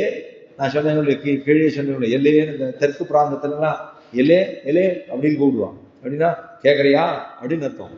இளம் கிளியே, சின்ன கிளி. ஏன்னா கிளிங்கிறது ரொம்ப அழகா பேசும்போது சொல்றதையே திரும்பி சொல்லுவோம். நம்ம சம்பிரதாயத்துல, ஸ்ரீவைஷ்ணவ சம்பிரதாயத்துல பாசுரங்கள்லாம் வரும். இந்த பாசுரங்கள்ல எல்லாம் குயிலை ரொம்ப பேச மாட்டான். குயிலை பத்தி ரொம்ப பிரஸ்தாபமே வராது. கிளியை பத்தி தான் பேசுவது. ஏன்னா கிளி தான் சொல்லுவதை திரும்ப சொல்லும், குயில் தானா பாடும். அதனால சம்பிரதாயத்துல, வைஷ்ணவ சம்பிரதாயத்துல ஆச்சாரியர் சொல்ல குரு கேட்டுத்தான் தான் சொல்லணுமே தவிர தான் தன்போக்குக்கு அதை சொல்லுவது கூடாது. அதுக்காக தான் இந்த சம்பிரதாயத்தில் ஆழ்வார்கள் பாசுரங்கள்லேயே அப்படித்தான் இருக்கு. அதனால நம்ம அதையும் காரணமாக சொல்லுகிறோம். கிளியினுடைய பேச்சு அது குரலே ரொம்ப இனிமையா இருக்கு. சொல்றதை திருப்ப சொல்லும். அது ரொம்ப புத்திசாலியாகவும் இருக்கும், அழகாகவும் இருக்கும். கிளின்னு சொல்லிட்டு இருக்கும். அந்த பச்சையே ஒரு தனி அழகு இருக்கும். அவ்வளவு அழகா இருக்கும். மூக்கு சிவப்பா இருக்கும், அதுக்கு நீல கருப்பா இருக்கும். இதெல்லாம் பார்க்கறதுக்கே ஒரு அழகு இருக்கும். சொல்லதே அது நடக்கிறதே ஒரு அழகா நடக்கும். அப்ப அந்த கிளி பேச்சு, கிளி நடக்கிறது, கிளி பேச்சுன்னு சொன்னா ரொம்ப இனிமையானது. இந்த பெண் பிள்ளை அவ்வளவு சின்னவோ, அதனால இவளை என்ன சொல்றா, எலே இளங்கிளியே இன்னும் உறங்குதியோ, நான் உங்க வீட்டு வாசலுக்கு வந்து நிற்கிறோம், இன்னுமா தூங்கிட்டு இருக்க அப்படின்னு சொன்னான். நம்ம இப்போ ஒருத்தரை போய் பார்க்க போகிறபோது அவள் வீட்டில் இத்தனை மணிக்கு வரேன்னு சொல்லியிருக்கோம். அவள் போன கதவு சாத்திருந்தது. போன உடனே கதவை தட்டினோம். தட தட தட தட தட்டணும். ஏன்னா நம்ம சீக்கிரம் வந்துட்டோங்கிறதுக்காக தட தட தட தட்டினோம். தட்டின உடனே அவர் அப்போ தான் மெதுவாக நிதானமாக 2-3 தடவை அடித்ததுக்கு தான் வந்தார். வந்து திறந்தார். என்ன பார்த்தோம், ஒரு துண்டோடு நின்று இருந்தார். இன்னுமா கிளம்பல அப்படின்னு கோவம் வந்துருது எனக்கு. இன்னுமா கிளம்பல, நான் எத்தனை மணிக்கு வரேன்னு சொன்னேன், இன்னுமா கிளம்பல, துண்டோட நின்றுருக்கேன் அப்படின்னு படம் பேச ஆரம்பிச்சுவோம். இப்போ இவாள்லாம் வரணும்னு சொல்லியிருக்கா, வருவா. இவா வந்த பொண்ணு இந்த பெண் வீட்டில் தூங்கிட்டு இருக்கா. இவ என்ன பண்ணிட்டு இருக்கான்னா, பகவான் பங்கையக்கண்ணானை பாட பாசுரம், போன பாசுரத்துல பாசுரங்களை அனுசந்தானம் பண்ணி கொண்டிருக்கிறாள். பாசுரத்தை பாடிட்டு இருக்கா. பாடிட்டு இருக்கிற போது இவாளுக்கு குரல் தெரிஞ்சுதானே இங்க வந்திருக்கா. வந்த உடனே இன்னும் முறங்குறியோ, இன்னும் தூங்கிட்டியா, உன் வாசலை வந்து நாங்கெல்லாம் நிற்கிறோம், இன்னுமா தூங்கிட்டு இருக்க அப்படின்னு கேட்டா, இவளுக்கு உடனே உள்ள இருந்தவள். இப்ப முதல்ல சொன்னது எல்லே இளங்கிலேன்னு சொன்னது வெளியில இருக்கிறவா. இன்னும் முறங்குதியோ அப்படிங்கிறது வெளியில இருக்கிறவா. இவா 2 பேரும் விழிச்சு சொல்லி கேட்கிறாள். உள்ள இருக்கிறவ சொல்றா, சில்லேன்னு நடையின் நீ சிலுக்கு சிலுக்குன்னு பேசாத, எப்படி படப்பட பேசுறது அப்படின்னு கேட்டா. இவா வெளியில இருக்கிற சொல்றா, நாங்கெல்லாம் வெளியில வந்திருக்கிறோம், ஊர்ல இருக்கிற 5 லட்சம் கோடி பெண்களையும் கூட்டிட்டு வந்திருக்கோம். இங்க எத்தனை நாழியா ஊர் வீட்டுக்கா போய் ஊருத்துறா எழுப்பி கூட்டிட்டு வந்திருக்கோம். நீ உள்ள தூங்கிட்டு ரொம்ப வக்கனையா பேசுற நீ அப்படின்னு. அதுக்காக அவளுக்கும் உங்க வீட்டு வாசல வந்து நிற்கும் பத்தியா, அதனால நீ இப்படித்தான் பேசுவ, நல்லா இருக்கு, நீ பேசுறது நல்லா இருக்கே அப்படின்னு. இன்னும் முறங்குதியோன்னு கேட்ட உடனே இவ சொல்றா, சிலுக்கு சிலுக்கு பேசாதோ, நீ என்ன பண்றேன்னு கேட்டா, இல்லை நான் பகவானுடைய திருநாமங்களை அனுசந்தானம் பண்ணிட்டு இருக்கேனோ இல்லையோ, அதுக்கு குறுக்கால நீங்க வந்து இடையூறு பண்றேன், சங்கடம் கொடுக்குறேன், அதனாலதான் சிலுக்கு சிலுக்கு பேசாதோன்னு சொல்றேன் அப்படின்னு சொன்னா. அதுக்கு சொல்றா, சில்லேன் கடையின் மீர் சொல்லிட்டு உடனே நங்கை மீர் கோதரிகின்றேன். நங்கை மீர், ஏன்னா வெளியில் இருக்கிறவளை பார்த்து சொல்றா, இந்த உள்ள இருக்கக்கூடிய பெண் பிள்ளை, நங்கை மீர் கோதரிகின்றேன், நான் வந்துட்டே இருக்கேன், கொஞ்சம் சித்த இருக்கலா. நம்ம ஏதோ திடீர்னு ஒரு ஆதுக்கு அங்கே போயிடுவோம், போயிட்டு ரொம்ப தாகமாக இருக்கும். அப்போ மத்தியான வேளையில் போய் தேர்த்தம் கொடுக்கல கொஞ்சம் அப்படின்னு கொஞ்சம் உரிமையாக கேட்போம். அவள் அப்போ தான் நம்மள்கிட்ட பேசிட்டு இருப்பா, 2 பார்த்து பேசுவா. இப்போ தானே வந்திருக்கா, என்ன சௌக்கியமா, அப்படி இருக்கா, இது இருக்கா, பொண்ணு இருக்கா, அப்போ தானே இருக்கா, எல்லாம் பேசிகிட்டே இருப்பா. கொஞ்சம் தேர்த்தம் கொடுக்குறீங்களா அப்படின்னு அடுத்தது கேட்போம். கேட்ட உடனே அவள் வேற ஏதாவது பேசிட்டு இந்த வரேன் அப்படின்னு 2 எடுத்து வைப்பா. திருப்பி வந்துட்டு அவள்னா எல்லாம் சௌக்கியமா இருக்காளா அப்படின்னா, கொஞ்சம் தேர்த்தம் கொடுக்குறீங்களா அப்படின்னு கேட்போம். இப்படி பண்ணிட்டு கொண்டுட்டா தேர்த்தம் அப்படின்னா, இப்பதானே சொல்லியிருக்கேள், 2 நிமிஷம் தானே ஆயிருக்கு, அதுக்குள்ள நமக்கு ஒரு காரியம்னு சொன்னா நம்ம உடனே என்ன பண்ணுவோம், சீக்கிரம் பண்ண பார்ப்போம். இப்ப இந்த பெண் பிள்ளை சொல்றா, நான் வந்துட்டு இருக்கேன், நான் தான் இப்ப அனுசந்தானம் பகவானுடைய திருநாமங்களை அனுசந்தானம் பண்ணிட்டு இருக்கேன், நீ வந்து திருப்பி எழுந்துட்டு வந்துட்டியா சொன்னா என்ன பண்றது, இந்த வந்துட்டு இருக்கேன், நங்கமே போதருகின்றேன், வந்து கொண்டிருக்கிறேன் அப்படின்னு சொன்னான். உள்ள இருக்கிறது என்ன சொல்றா அடுத்தவா, அதாவது எல்லே இளங்கிலேயே இன்னும் உறங்குதியோ, சில்லேன் நடையின் மீ நங்கமீர் போதறிகின்றேன். உடனே வெளியில் இருக்கிறவா சொல்றா, நீ வருவியாவது ஒன்னாவது, நீ வாயில தான் பேசுவ, வர்றதெல்லாம் தெரியல எங்களுக்கு, வல்லை உன் கட்டுரைகள் பண்டே உன் வாயிலும். வல்லை அப்படின்னா பேசுறது, உன் கட்டுரைகள்னா கடும் சொற்களாக பேசுவது, வல்லைன்னா பேசுவது, வல்லை உன் கட்டுரைகள்னா கடுஞ்சொல்லா பேசுறது. நீ பேசுற பேச்செல்லாம் எங்களுக்கு தெரியாதா, நீ எப்பேற்பட்ட ஆள் எங்களுக்கு தெரியும், ஏன்னா பல இடங்கள்ல போயிருப்பா போல இருக்கு. அதனால அவன் சொல்றான், வல்லை உன் கட்டுரைகள் பண்டை உன் வாயெழுதும், ரொம்ப நாளா எங்களுக்கு தெரியுமே உன்னோட வேலையெல்லாம், நீ பண்ற காரியம்லாம் எங்களுக்கு தெரியும் அப்படின்னு வெளியில இருக்கிறவ கொஞ்சம் எகத்தாளமா சொல்றா. அவளை ஏன்னா தூங்கிட்டு இருக்காளாம், ஏன்னா இவெல்லாம் வாசல் இருக்கிறா, வெளியில பனி பெய்யும், அதனால இவளை பார்த்து இலக்காரமா கொஞ்சம் சொல்றா, நீ உன்னோட வார்த்தை பேச்சு, நீ கடுஞ்சொல்லி சொல்றதெல்லாம் எங்களுக்கு தெரியும், நீ இப்ப தூங்கிட்டு இருக்க, ஏதோ அனுசந்தானம் பண்ணிருக்கேன்னு சொல்ற, இருக்கட்டும், இப்போ வல்லை உன் கட்டுரைகள் பண்டே உன் வாயெழுதும் அப்படின்னு வெளியில இருக்கிறவா சொன்னா, உள்ள இருக்கிறவளுக்கு கோவம் வந்துருச்சு. நான் அனுசந்தானம் பண்ணிருக்கேன், பகவானோட அனுசந்தானம் பண்ணிருக்கேன், அதுக்கு நீங்க எல்லாம் விக்னம் குறுக்கால வந்து சொல்லிட்டு இருக்கேன். அவளுக்கு கோவம் வந்துட்டு அவ சொல்றா, நான் தான் வரேன்னு சொன்னேன் இல்லையோ, இப்ப சொல்றா அடுத்தது, வல்லை உன் கட்டுரைகள் பண்டே உன் வாயெழுதும், வல்லீர்கள் நீங்களே, நீங்க தான் ரொம்ப கடுமையா பேசுறவா, நான் ஒன்றும் இல்லை அப்படின்னு உள்ளுக்குள்ளுக்கு சொல்றா. நீங்க தான் ரொம்ப பேசுறவா, நாங்களாம் அப்படி ஒன்றும், நான் ஒன்றும் அப்படிலாம் பேசுறது இல்லை, வல்லீர்கள் நீங்களே அப்படின்னு உள்ள இருக்கிறவா வெளியில இருக்கிறவாளே சொல்றா. உடனே சொல்றா, உடனே மாத்திக்கிறா அவளே, வல்லீர்கள் நீங்களேன்னு சொல்லிட்டு சடக்குன்னு கொஞ்சம் யோகனை வருது. நம்ம சில பேரை வாயால கொஞ்சம் பேசிடுவோம், சடக்குன்னு பேசிட்டு சரி சரி இருக்கணும் விடுவோம், சரி அப்படி கொஞ்சம் சமாதானம் பண்ணுறோமோ இல்லையோ. அதே மாதிரி வன்னீர்கள் நீங்களே சொன்னவளுக்கு சட்டுன்னு புரிஞ்சு போச்சு. ஸ்ரீ வைஷ்ணவன் தான் எப்படி இருக்கணும், ஒரு ஸ்ரீ வைஷ்ணவனா இருந்தா அவன் எப்படி இருக்கணுங்கிற சொரூபம். ஏன்னா நம்ம சில விஷயங்கள் எல்லாம் தெரிந்து கொள்ளுகிறோமோ, தெரிந்து கொள்ளுவதை வாழ்க்கையில அதை நடைமுறைப்படுத்த வேண்டும். இப்ப நம்ம வெறும் நிறைய படிச்சுட்டே இருக்கோம், ஆனா பிரத்தியார்ட்ட பழகுவது எப்படிங்கிறது எனக்கு தெரியாது. இருக்கிறவாளெல்லாம் ஏசுவேன், திட்டுவேன், கொல்லுவேன், ஒரு ஒரு சபைங்கிறது தான் எப்படி இருக்கணுங்கிறது தெரியாது அப்படின்னு சொல்லிட்டா படிச்சதுக்கு பிரயோஜனமே இல்லையா. படிச்சதனுடைய பயன் நடைமுறையில வரணும். பக்தியினுடைய பயன், பகவானுடைய கிரந்தங்களை நான் படிக்கிறேன்னா அது பக்தியில வரணும், அங்க வரணும். பகவானுக்கு நம்ம பூஜை பண்ணாமல் படைக்காமல் ஒரு பிரசாதத்தை சாப்பிடக்கூடாது அப்படின்னு நான் படிக்கிறேன். பெருமாள் கண்ணன் கீதையில சொல்லியிருக்கார், யஜ்ஞசிட்டாசனசந்தகா முஷ்யந்தே சர்வகில் விஷயகி தே பகம் புஞ்சதே பாபா ஏபசன் ஆத்மகாரணா. இது கண்ணன் சொன்னது கீதையில. எனக்கு யஜ்ஞங்களோ யாகங்களோ பூஜைகளோ புனஸ்காரங்களோ பண்ணாமல் யார் ஒருத்தன் தனக்காகவே சமைத்து தன்னுடைய ருசிக்காகவே சாப்பிட்டு இந்த உடலை வளர்க்கிறானோ அவன் உணவை உண்ணவில்லை, பாபங்களை உருண்டையாக கவளங்கவளமாக உருட்டி வாயிலே போட்டுக் கொள்கிறான். இதான் சொல்லியிருக்காரு. இப்போ நான் அதை நான் அது தெரிஞ்சுட்டு நான் கீதை படிச்சுட்டேன், மனப்பாடமா சொல்லிவிட்டேன். ஆனா அடியை அதை பண்ணவே இல்லை, அனுஷ்டானமே பண்ணணும். நான் வேற சொல்றேன், ஊருக்கு உபதேசம் பண்ணியிருக்கேன், ஆனா இதை நான் பண்ண மாட்டேன், நடவடிக்கையில கொண்டு வர மாட்டேன்னு சொன்னா பூஜ்யம், பெரிய பூஜ்யம். அதனாலதான் ஞானமும் வேண்டும், அனுஷ்டானமும் வேண்டும். ஞானம் தெரிந்து கொள்ளுவதன் மாத்திர பிரயோஜனம் அல்ல, அதை நடைமுறைப்படுத்த வேண்டும். அதைத்தான் அனுஷ்டானம்னு சொல்லுகிறான். அனுஷ்டானம்னா நித்தப்படியே நம்ம அதை வாழ்க்கையில கடைபிடிக்க வேண்டும், அதைத்தான் சொல்றது. அப்படி இருக்கிறதுனால இந்த பெண் பிள்ளைக்கு சட்டுன்னு யோகம் வந்துடுது. நம்ம எல்லாம் அப்படி இருக்குமே, பகவானுடைய திருநாமங்களை தானே போய் சொல்ல போறோம், நம்ம போய் இப்ப போய் இந்த மாதிரி பண்ணுவாளா. இப்ப நம்ம இன்னைக்கே வைகுண்ட ஏகாதசிக்கு எல்லாம் வரிசையில் நிற்போம், முன்னாடி ஒருத்தர் அடிச்சு அவள் எப்படி இடிக்கிறது, இவாள் எப்படி இடிக்கிறது. நம்ம பெருமாளை கோவிந்தா கோவிந்தான்னு சொல்லிட்டு நம்ம போய் இருக்கிறவாளை இடிச்சு ஏதாவது வாயிலேருந்து ஏதாவது ஏசினோம்னா சரியா இருக்குமா? அந்த கோஷ்டியில போய் நம்ம அழகா எல்லாம் உடுப்பெல்லாம் உடுத்துட்டு அலங்காரங்கள்லாம் பண்ணிட்டு நெத்தியில சாத்த வேண்டியதெல்லாம் சாத்திட்டு அழகா போய் நின்றுட்டு அங்க போய் சண்டை போட்டா எப்படி இருக்கும்? காத்தால நமக்கும் அது கட்டமாப்படும், ரெண்டாவது அவளுக்கும் கட்டமாப்படும். இருக்கிற இடம் என்ன? சந்நிதியில போய் பகவானை சேவிக்கிறதுக்கு நான் அங்க போய் கூட்டம் போய் நீ வசந்தவனா நான் வசந்தவனான்னு அங்க போய் பேசியிருந்தோம் தான் நன்னாவே இருக்காது. இருக்கிற இடத்துக்கும் நம்ம இருக்கிற இருப்புக்குமே நன்னா இருக்காது. அது செய்வது கூடாது இல்லையோ. இவளுக்கு புரிஞ்சு போச்சு, எல்லை இடங்களையே சொல்லி நம்மளை எவ்வளவு தூரம் சொல்லிருக்கா, பகவானுடைய அனுசந்தானத்தை பண்ணிட்டு இருக்கோம், அவனை எழுப்புறதுக்கு தான் எல்லாரும் வந்துட்டு இருக்கா. அப்படி இருக்கிற போது நான் அந்த இடத்துல போய் சொன்னேன்னா என்ன ஆகும்? வைட்டவர்களுக்கு இருக்கக்கூடிய சொரூபம் எப்படி இருக்கணும் அப்படின்னா அதுக்குதான் சொல்றா. பொதுவா எல்லாருக்குமே அப்படித்தானே இருக்கணும்.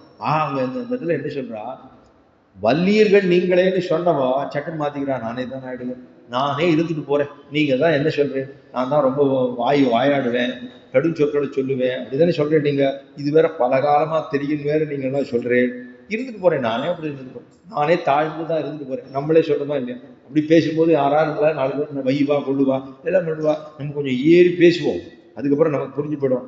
இவாளோட பேசி எத்தையோ மேல என்னவோ நம்ம மல்லாக்கப்படுத்துன்னு நம்ம எங்கேயோ ஏதோ பண்ணோம்னா நம்ம மேலே வந்து விழுதுன்னு சொன்னோமோ இல்லையா, அது மாதிரி ஆயிடும்.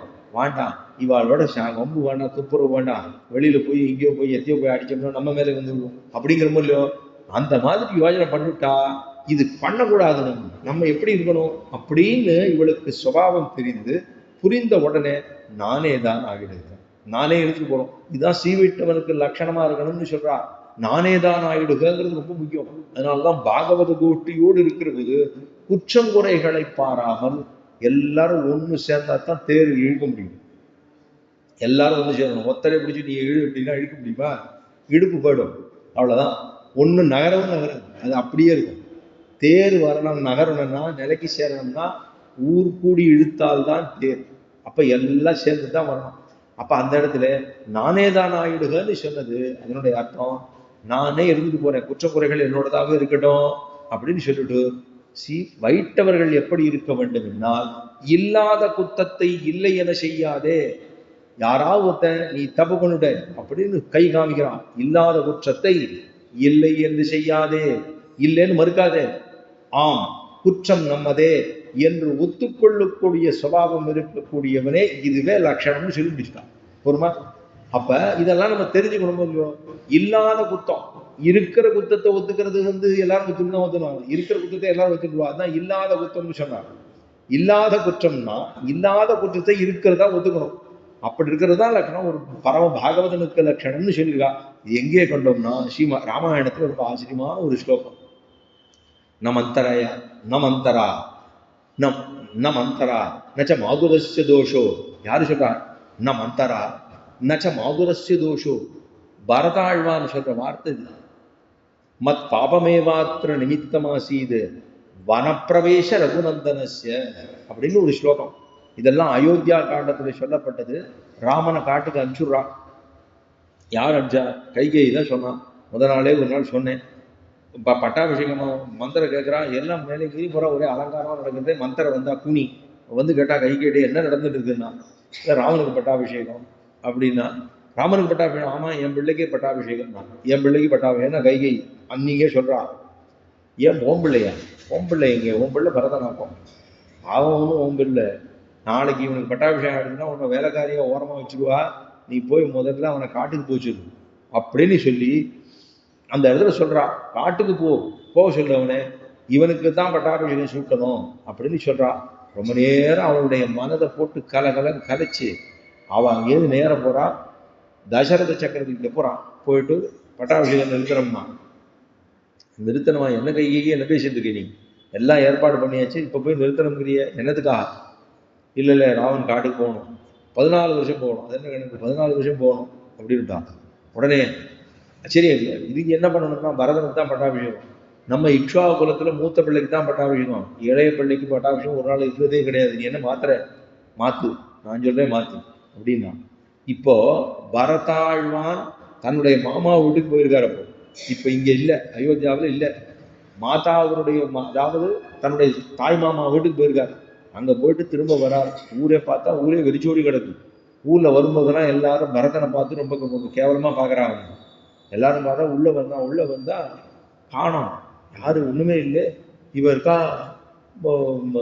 கைகேயி இருக்கா, வெள்ளப்பட ஒரு திரும்பி என்னவோ இருக்காளே, என்ன ஏதுன்னு கேட்டா எல்லாம் காரியம்லாம் முடிஞ்சு போச்சு. அவருக்கு மயக்கம் போனார், கூண்டு வந்தா எல்லா காரியம்லாம் ஆச்சு, முடிஞ்சு போச்சு. போயிட்டாரு. தசரதன் போயாச்சு. என்ன இப்படி இருக்கா? நான் ராஜன்னு கூப்பிட்டான். என்ன போய் ராஜான்னு கூப்பிடுறீங்க அப்படின்னு பயங்கர கோபத்தோடு பரதாழ்வான்னு கேட்டான். அப்பதான் பரதாழ்வான் எல்லாத்தையும் ஒண்ணுன்னா யோசனை பண்ணி பார்க்கறான். யாரு ராமன் காட்டுக்கு போனதுக்கு காரணமா இருக்க முடியும்?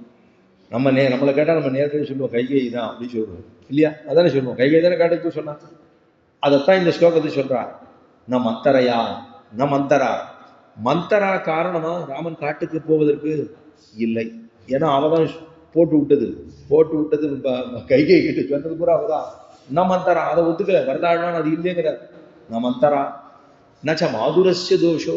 என்னுடைய மாதா இருக்காளே அவளுடைய தோஷமா? அவள் பண்ண குத்தத்தினாலதான் ராமன் காட்டுக்கு போனானா?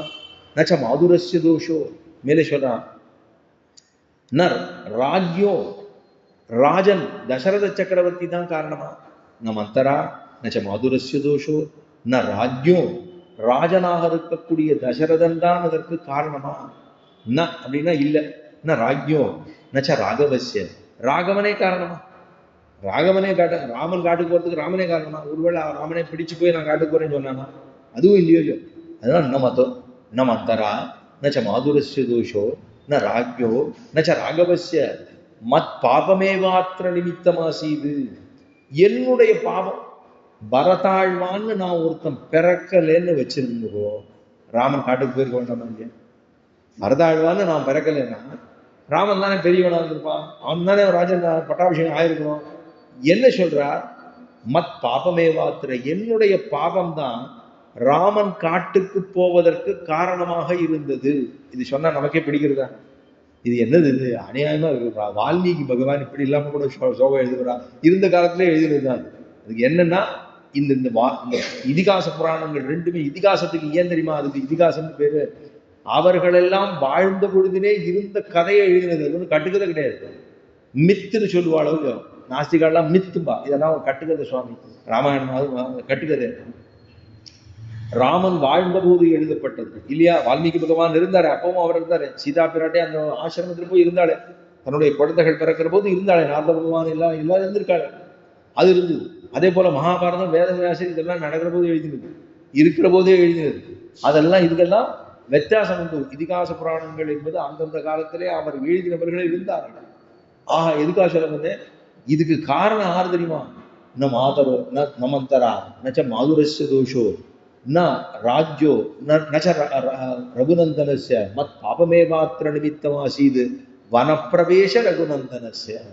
வனப்பிரவேசம் போவதற்கு காரணம் யாருன்னு கேட்டா நான் தான், என்னோட பாவம் தான் பரதாழ்வான் சொல்லியிருக்கணும்னா இந்த பெண் பிள்ளை அப்படித்தான் சொல்றா.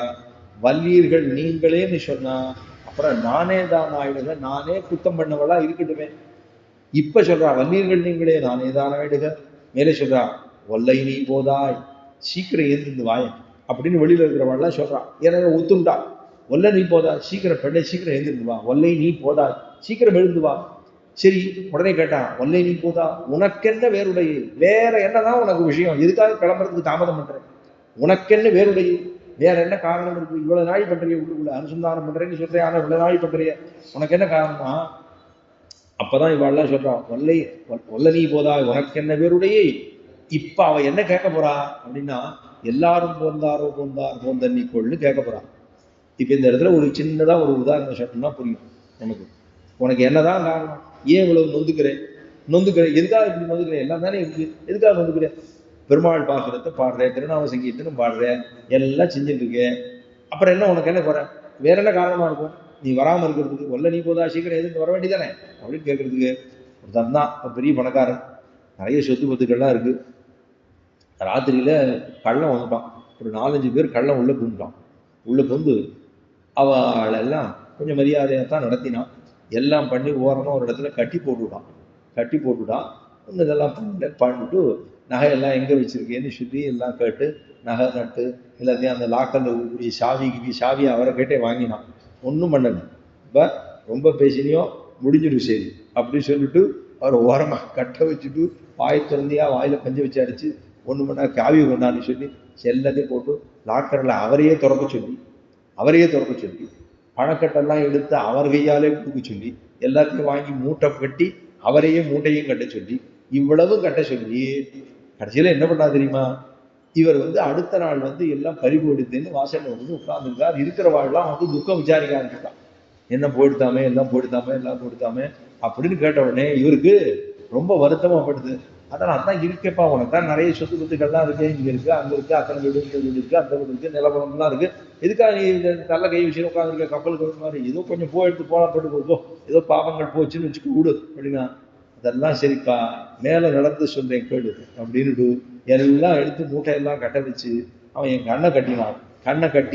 என் கண்ணை கட்டி என் தலையில அந்த மூட்டையை அவன் என் தலையில வச்சு என்னை ஒரு 5 மைல் நடக்க விட்டான். அவன் ஒரு குச்சியை கொடுத்தான், அந்த குச்சியை பிடிச்சிட்டே என்னை நடக்க வச்சான். ஏன்னா கண்ணை கட்டிருக்கானு நடக்க வச்சு குச்சியை பிடிச்சே கூட்டிட்டு 5 மைல் அண்ணன்ட்ட கொண்டு இறக்கி விட்டு சாமான்லாம் எடுத்து பத்திரமா அவன் ஓர ஒதுக்க வச்சுட்டு அதுக்கப்புறமா திரும்பவும் கண்ணை கட்டி திரும்பவும் பாதி வழியில 2.5 மைல் தூரத்துல கொண்டு ராத்திரி வேலை விட்டுட்டு போயிட்டான். நான் அப்புறம் சிரமப்பட்டு நான் வர்றதுக்குள்ள எத்தனை பாடு. ஏன் சொத்தைத்தான் புடுங்கின்றவன் சாதாரணமா விட்டா கூட பரவாயில்ல, அதை ஏன் தலையிலே ஏற்றி வச்சு முதல்ல என்னை விட்டே சாவி திறக்கணும், பணத்தெல்லாம் எண்ணெய் சொன்னான், என்கிட்ட கொடுத்து எண்ணெயை மூட்டை கட்ட சொன்னான். இவ்வளவும் பண்ணி என்னை கண்ணை கட்டிட்டு வேற உலகத்துக்கு நடக்க சொல்லி கூட்டிட்டு போயிட்டு திரும்ப பாதி தூரத்துல விட்டுட்டு போனா. எனக்கு இதுதான் எனக்கு கஷ்டமா இருக்குதுன்னு சொன்னான். அப்ப வேற என்னதான் பண்ணணும்? இப்ப சொல்ற அளவுக்கு எல்லாரும் ஒருத்தர் தான், வேற என்னதான் பண்ணணும், பாசுரம் பாடணும் பேசுறேன், உனக்கு வேற என்னதான், எனக்கு வேற ஒன்றும் இல்லை, இதுதான் காரணம். நான் வருத்தப்பட்டேனே போனதுக்கு காரணம் இல்லை, எல்லா வேலையும் என்னை விட்டே பண்ண சொன்னாலும் இல்லையோ அதுதான் எனக்கு வருத்தமா இருக்கு. இப்ப உனக்கென்ன வேறுடைய, இந்த பெண் பிள்ளை சொல்றாலும் இல்லையோ உனக்கென்ன வேறுடைய, எல்லாரும் ஒல்ல நீ போதா உனக்கென்ன வேறுடைய. உன்னை சொல்றா, உள்ளுக்குள்ள இருக்கிறவ கேட்கிறா, எல்லாரும் போந்தாரோ போந்தன்னிக்கு, எல்லாரும் வந்துட்டாளா, எல்லாரும் போந்தாரோன்னா வந்துட்டாளா, போந்தா எல்லாரும் வந்தாச்சு, நீ வெளியில வந்தா எண்ணிக்கும், ஒவ்வொருத்தரையா பாரு, ஒவ்வொருத்தரையா பார்த்து இந்த பார் இவ வந்திருக்கா, இந்த பார் இவ வந்திருக்கா, இந்த பார் எல்லாரும் போந்தா போந்து எண்ணிக்கொள், வந்து எல்லாரையும். ஏன்னா இவளுக்கு என்ன ஆசை? எல்லா பாகவதர்களையும் ஒன்றாக பார்க்க வேண்டும் என்கிற ஆசை இந்த பெண் பிள்ளைக்கு. அவதான் இந்த எல்லை இடங்களில் ஓட்டிலே இந்த பாகவத சமூகத்தை பார்க்க வேண்டும் அப்படிங்கிற ஆசை இருக்கக்கூடிய ஒரு பெண் பிள்ளை தான் இந்த பெண் பிள்ளை. அதனாலதான் அவ என்ன சொல்றா, நீ வந்து ஒத்திரா பார்த்து என்னைக்கோ குச்சலம் விசாரி. இப்ப நம்ம கல்யாணங்களுக்கு தான் போனோம்னா அவளை பார்த்துட்டு ஒருத்தரா பார்த்து விசாரிச்சு, நீங்க சொல்லுமார்களா, நீங்க சொல்லுமார்களா, எல்லாரையும் விசாரம் பண்ணிட்டு அப்படியா இப்படியான்னு நன்னா ஒரு கல்யாணத்துல போனா பந்துக்கள் சொந்தக்காரன் எல்லாரையும் பார்த்து விசாரிச்சு கேட்டுக்கிறோமோ இல்லையோ, தெரிஞ்சுக்கிறோமோ இல்லையோ, அது மாதிரி நீ வந்து எல்லாரையும் விசாரம் பண்ணிக்கோ, போந்து எண்ணிக்கோள். சரி, வந்துட்டு என்ன பண்ணணும் அப்படின்னு கேட்கிறான்.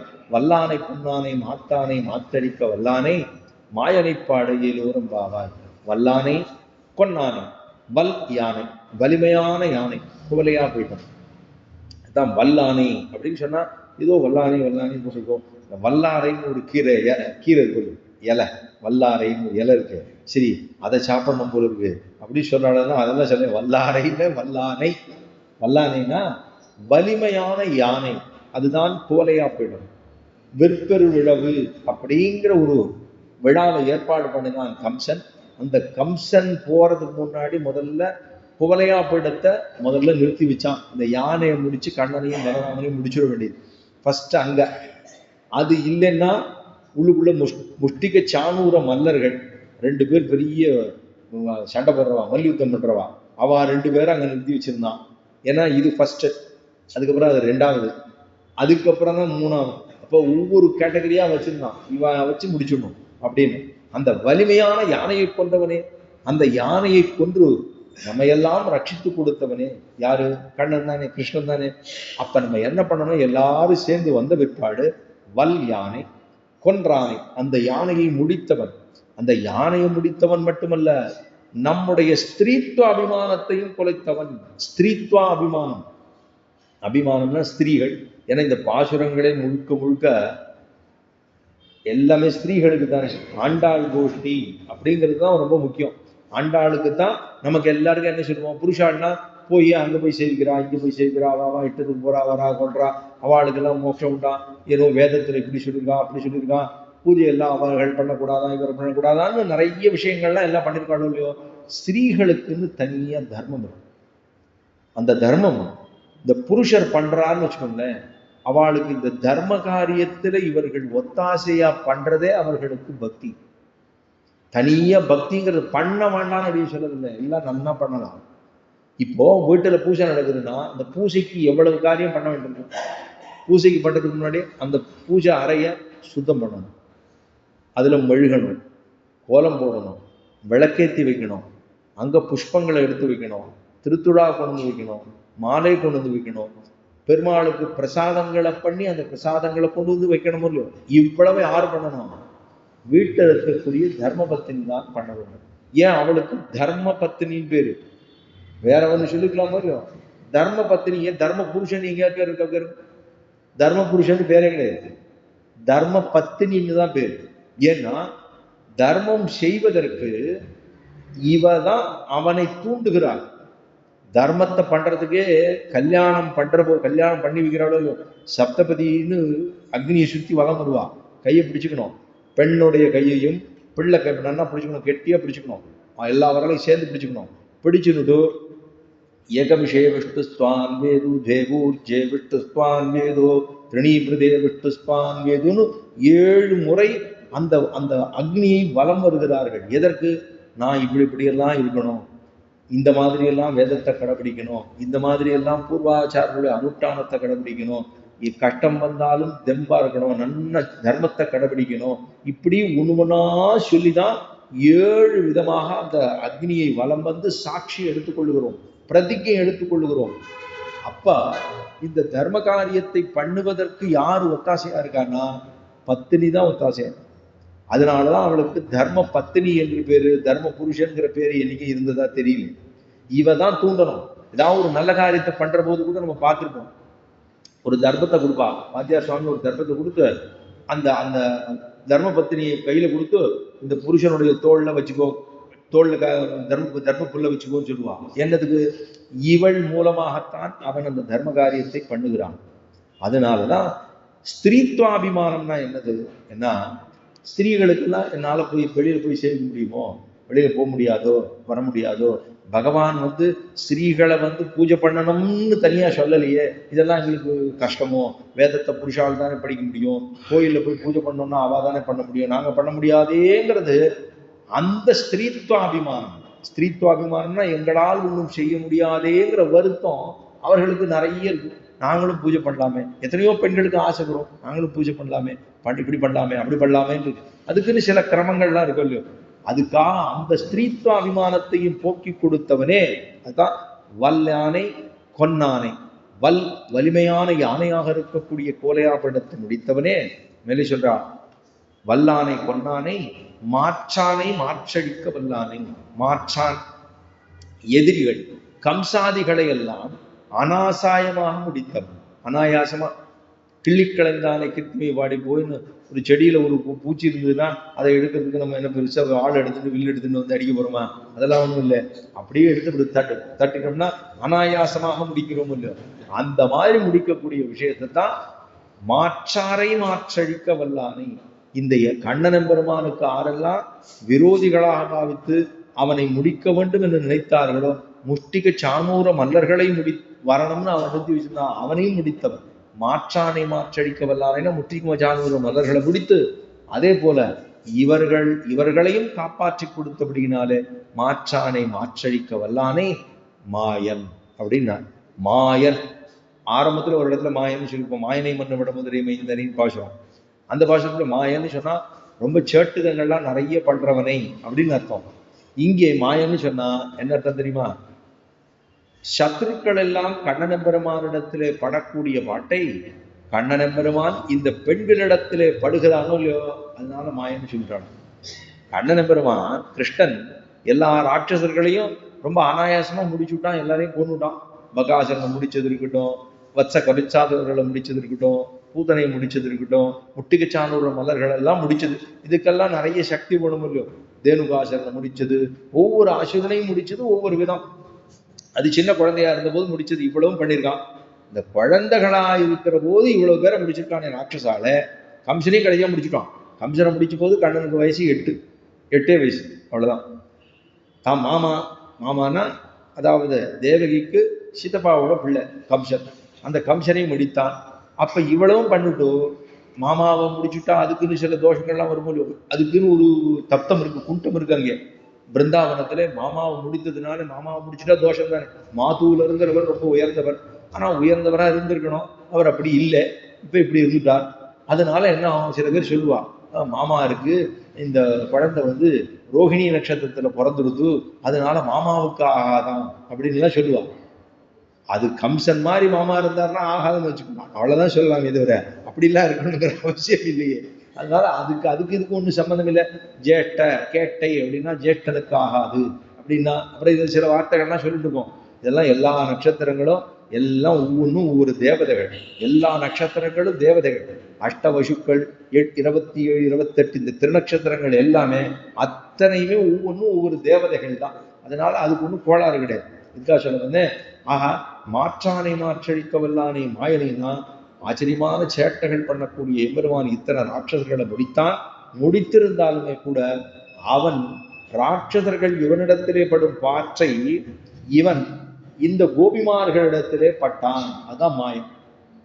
மாயனை பாட நாம் தோற்று போகும்படியா அவன் தோற்றுகைக்காக எம்பெருமானை பாடி அவனை அனுகரிக்க வேண்டும், அவனோடு சேர்ந்து ஆனந்தப்பட வேணும், அவனுடைய திருநாமங்களை பாட வேணும் என்பதற்காக பாட இயல்வோர் எம்பாவாய் என்று சொன்னது 15வது பாசுரம். ரொம்ப ஆச்சரியமான பாசுரம், எல்லாத்துக்கும் மத்தியமாக திருப்பாவையாகிறது இப்பாட்டுன்னு நிறைய உரைகள்லாம் எழுதி வச்சிருக்கா பெரியவர்கள்லாம். அப்பேற்பட்ட பாசுரத்தினுடைய அர்த்தத்தை இன்று நாம் அனுபவித்தோம்.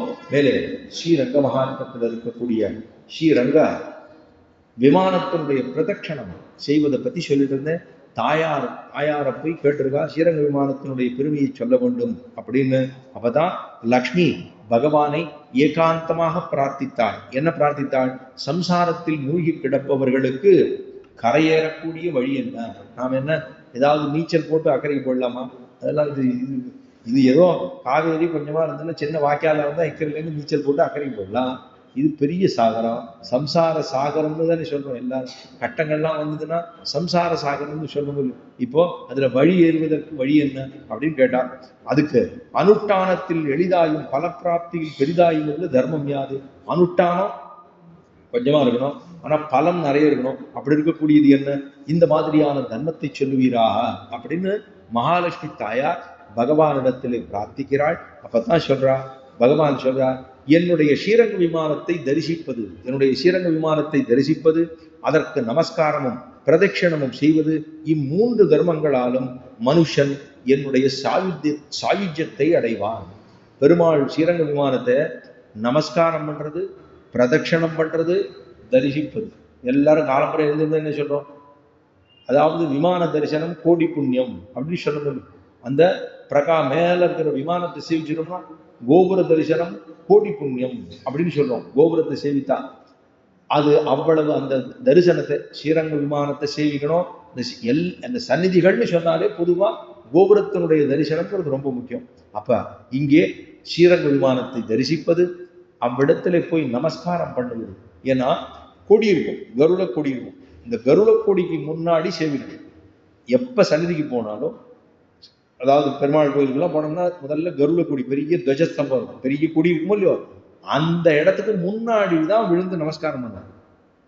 பகவானுக்கு மூலஸ்தானத்துக்கு முன்னாடி நமஸ்காரம் பண்ணக்கூடாது. அந்த அந்த கொடிக்கு முன்னாடியே நம்முடைய சாஷ்டாங்கமாக 8 அங்கங்களும் அங்க விடணும். அகங்காரம் அகங்காரம் உட்பட நம்ம கை காலு கண்ணு மூக்கு எல்லாரும் எல்லாம் படுது.